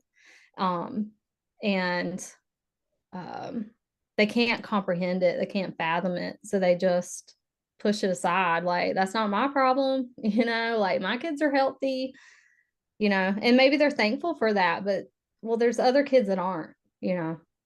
Yes, that's exactly it. And yes, God does work in beautiful ways with all of us individually, and I love that you've encouraged people too to look at that within themselves, take your gifts and like share them, figure out how you can bring that into the world and build your own communication network somehow and like do something meaningful by tapping into what you're here to do, not what society essentially brainwashes us to think that we Right. do. Society pulls us away from our dreams. All kids have dreams and Yes. society, as soon as you go to school, it's just this kind of like sit down, shut up, obey, and memorize thing. And it's like, these are the only paths that you can go. Like, this is what's glorified in society. You have to do these things, and we put people on pedestals for, essentially being the best at memorizing instead of being the best at pulling out what's inside of them and creating something with it.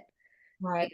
I love that you followed that, that you didn't let that be an option for you where you're like, no, that's crazy. Like society tells me to go make more money and to do all this. And, you looked at it like, okay, God, what are you really telling me to do? Like where are my gifts gonna best serve humanity? That's where I need to be. It's not a matter of a paycheck. Of course we have to pay our bills, but I think ultimately if we all were to sort of, follow that somehow, even if it's just taking baby steps and just tuning into it is the first step. And I Mhm. love that you've done that and that you are servicing humanity now through that. Like you are literally, I always use the phrase give a voice to the voiceless. Like you're literally doing that with people that in a lot of these cases literally are nonverbal. They cannot speak even if you gave them a microphone and a million followers on social media. Like many of them can't even make a social media post, much less talk about it. And I think that it's so beautiful that you were given this gift. Like I can't think of somebody better to have this gift than you, Casey. It's something God definitely had in store for you, and your father knew it somehow. Yeah, he did. He did. Yeah, it was hard losing him because like he was a person that believed in me more than anybody. And like I think about him every day and I'm like, I wish he could be here. And like I know he is. I know he's here. And I think he saw this future for me before I even knew that this was a possible like timeline that I could be. So it's very strange. I have had a lot of things in my life that have, well, not a lot, a few big things that have maybe prepared me or kind of were foreshadowing to like this happening in my life. But then, I'm not saying that like I'm some special person. I think anybody, if they want to tap into this, um, if they want to find God, they will. What does the Bible say? Like ask and you'll be shown. Like you just have to ask. You just have to ask to be used. And you have to really want it. It's not just asking like, like, oh, okay, cool. You can use me if you want to. It's like a feeling. You have to really, really want to be used for God's purposes, And I think that's all I wanted. And that's where all this started. I really want to live my life in a way that's helping other people.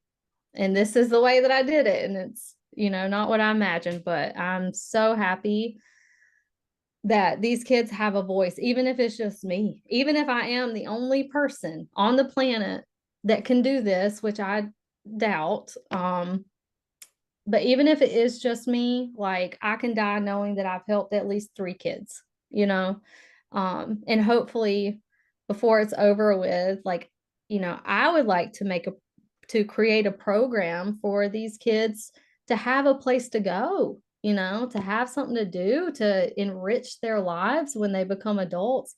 But like, I need other people to help me. And every time I've approached a person, which has only been like 3 times, I've told them what's happening. I've asked them for their help and they just can't do it. They can't go there. They can't understand it, or they don't want to, or it scares them, or they just don't know what to think about it. And there's got to be people out there that could help me help other kids, or even if it's just my own journey. If I'm not meant to have help, um, these kids need help, it's not about me.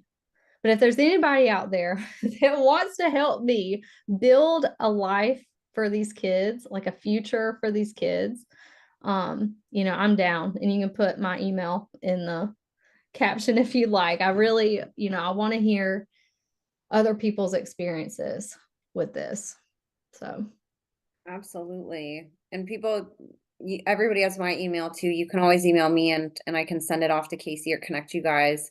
I obviously want to keep you safe, Casey. So we'll do what you're comfortable with and we can talk about, the best way to do that. I'm happy to put your email or people can go through me and, we can sort of sift through that. But I would love if there's ways that people are able to get a hold of you somehow and contribute, because I think there's more people that care about this than you think. I think there's more people recognizing even as adults that they're on the spectrum to some degree, yeah, because what, our generation wasn't like, our grandparents and our great grandparents were like, that wasn't, it was rare to do that to a child, or at least that there wasn't as many. But now, mhm. I mean, it's insane the amount of, medicine that we're pumping into these children and our generations too. Like I know so many people personally that, grew up and they're like, oh, well, my life makes sense now. Like I was injured as a kid Yes. somehow, and like now I'm on the spectrum as an adult. Like this is really it's groundbreaking to think of helping instead of hurting, because there's not a lot being done. And unfortunately, these numbers, it is crazy, like the statistics on this and how much it's Oh, yeah. increasing like almost by the year. Well, yeah, I wanted to mention, when I started working with this population in 2016, the numbers were 1 in 68 children in the US were diagnosed with autism. This year, I just Googled this before we got on, 1 in 36 kids. So in 6 years, it's basically doubled.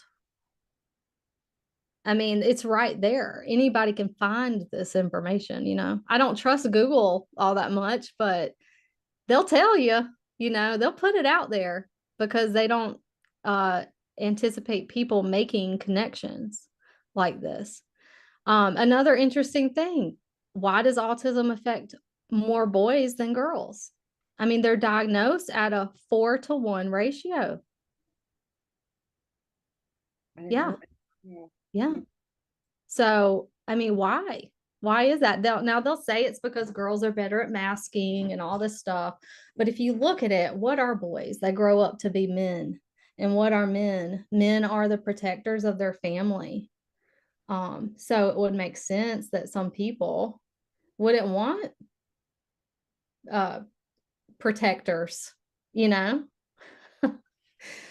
I mean, there's so many questions. Uh, do you know about the MTHFR gene mutation?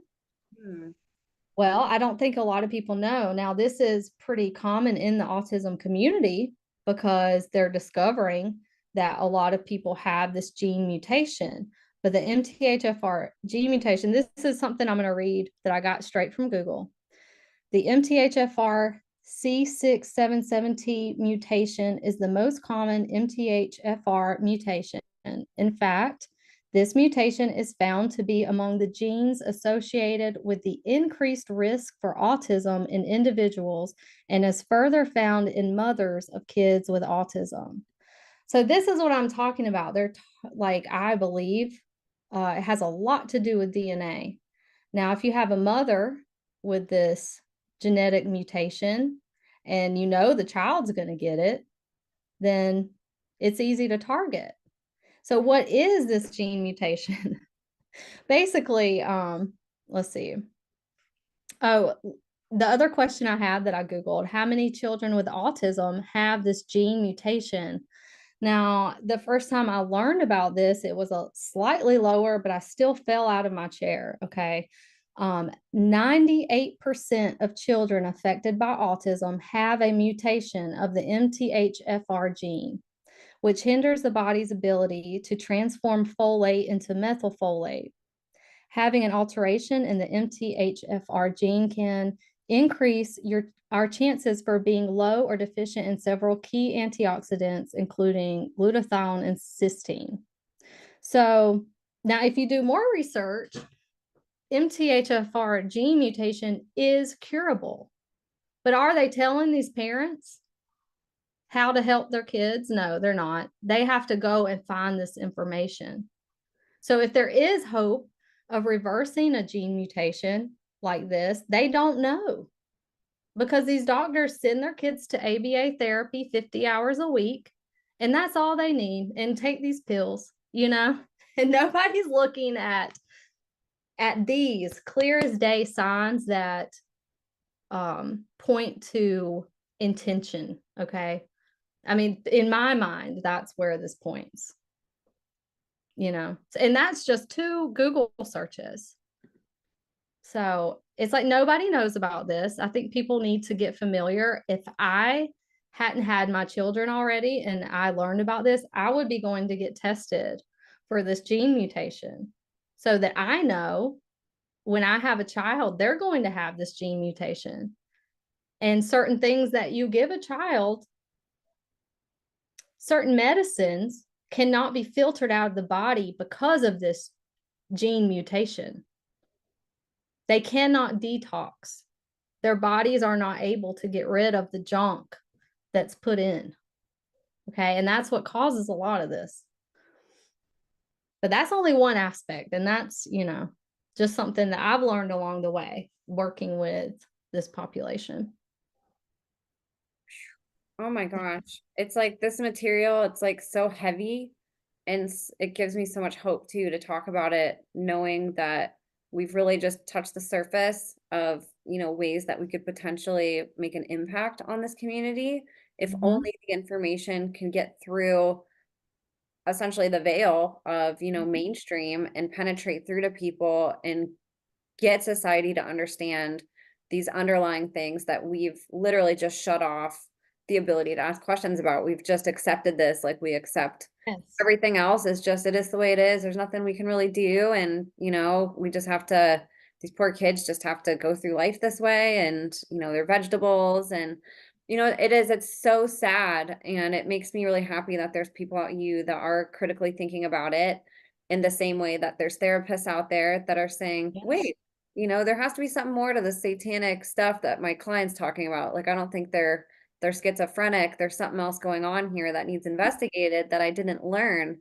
You're doing that by being an investigative researcher in your own life and like having the courage to ask questions despite everything basically telling you not to, and Right. not following that. So I really commend you, Casey, and I can't tell you enough like how important it is that you're sharing this. I know this is your first time doing something like this. I know that this isn't an easy story. It's very personal to you.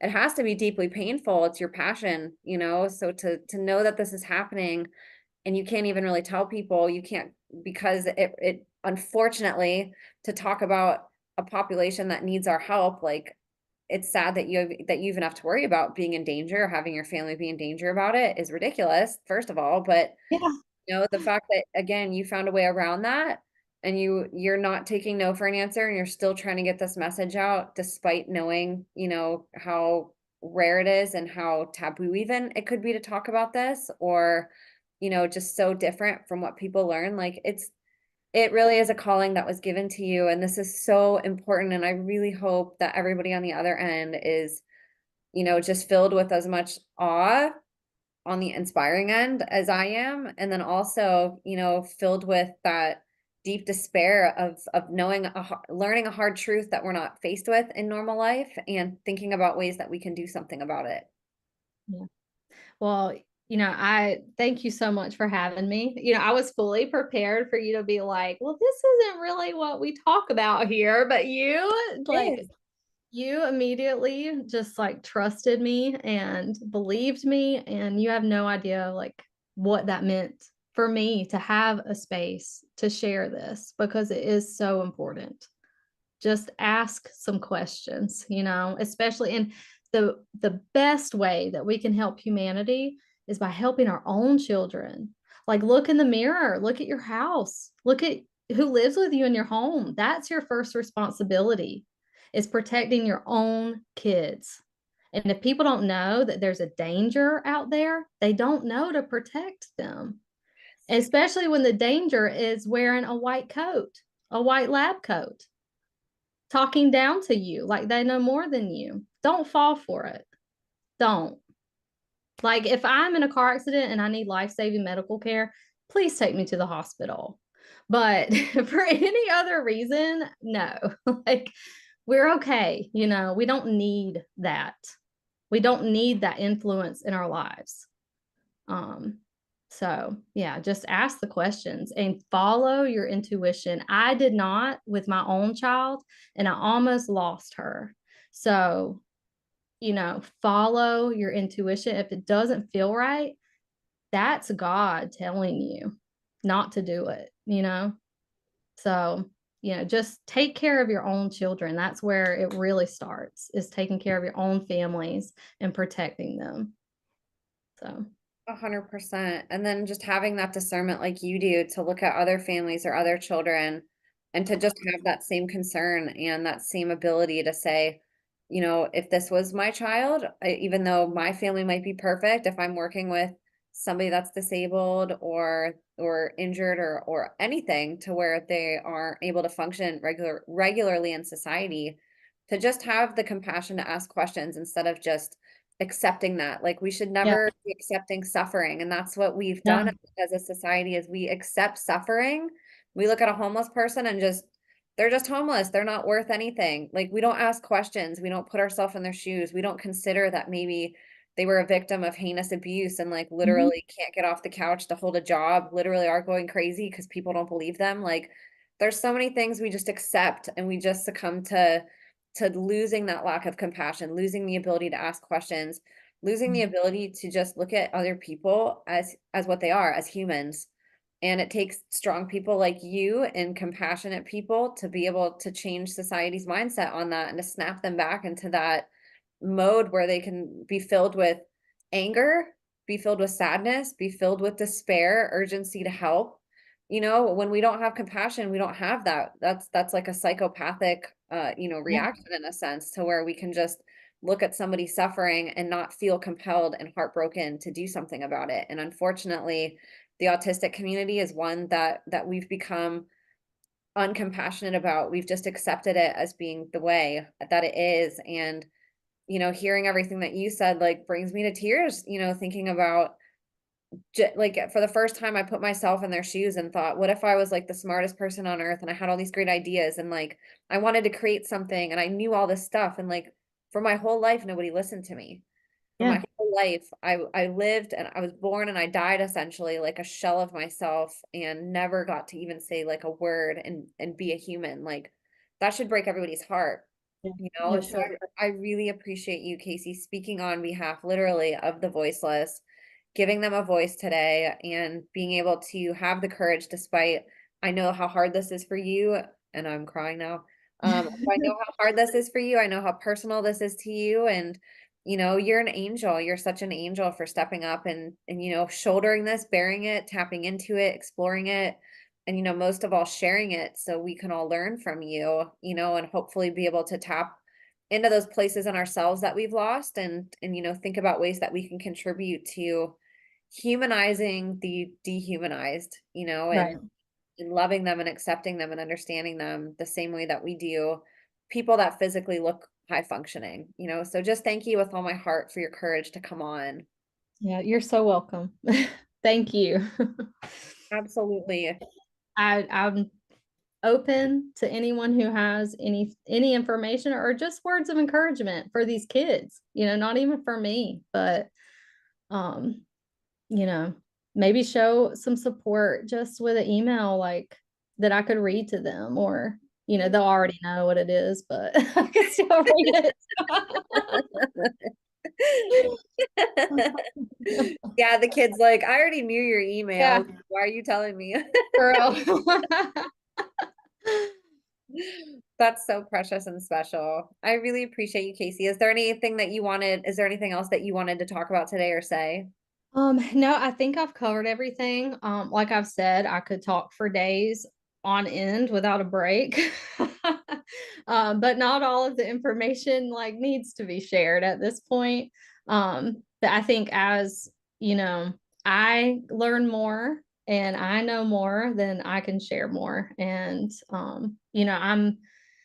if you want to put together a panel of, like if there's interest in that, I would love to like come back and like hear other people's points of view or like continue to share any messages that these kids have or whatever it may be. Like I'm glad that we've opened up the communication and I'm sure there's more to be shared. I completely agree. My brain's already spinning for ways that we can, try to join forces a little bit with the community. And, I have some ideas that I'll talk about whenever we're done here. But man, this is really impactful, Casey. I will definitely put your email in the show notes for people. And I encourage everybody on the other side, just because it's not you or somebody that you're directly close with and maybe it's not your kids, but again, these are survivors, these are victims, these are kids that have been deeply traumatized by different types of abuses than we normally talk about on here, and they're just as deeply traumatized and affected and injured and disabled in a sense that in ways similar ways that a lot of the guests are that come on here, and they're being actively silenced, as you heard. These schools don't want to talk about it. They put, some barriers and red tape around helpers. Mhm. And there's lists of kids that are, being circulated at least one school that we know of, and I would assume based off everything else that I know, that this is probably a nationwide or global list that, Absolutely. that it's a targeting list in a sense. So there's some things going on behind the scenes that go beyond maybe what we've been exposed to, but that 100% deserve our attention and our investigation. And it's a piece to this whole puzzle. It's a piece to learning about our world. It's a piece to this abuse system, and it's a piece of who we are. Like I said, a lot of us were injured maybe in some minor ways or major ways from how we grew up. So even you might not think you're affected, but you and everyone around you is constantly affected. So we really do need to care. So I would encourage you guys, please contact Casey. If you're a helper, if you've experienced something like this, if you've heard something, if you have articles or books of other people, or if you know of people in your own life who have experienced something similar, but maybe haven't spoke publicly about it, Anything, you know, this is Casey's the first person I've heard, and I'd also love your contributions in helping us piece this together. So please reach out to her, reach out to me also, you guys. I'd love to do a panel if anybody wants to. That would be amazing. But you guys, I am so grateful for all your support. Thank you all on the other side for caring about every child. You know, every child matters. It doesn't matter if it's an extreme abuse survivor or the kid with a perfect life. You know, we need to look at every child as if they're our own. And you know, the future isn't just about one child or one demographic of children. It's about passing on a beautiful world to all children. And we need to start caring and looking at it that way instead of just, well, it's not my child or it's not my friend's child, so why should I care? We need to care and look at kids like they're all of our kids. I always say Yes. that it takes a village to raise a child, and it takes the whole world to save a child. So please step up and contribute, you guys, if you can. I'm so grateful for all of you. I'll have all my information in the show notes also. Go support Casey, even send her words of encouragement or things that she can read to these children. I love you guys so much. God bless you all, and we'll see you next time.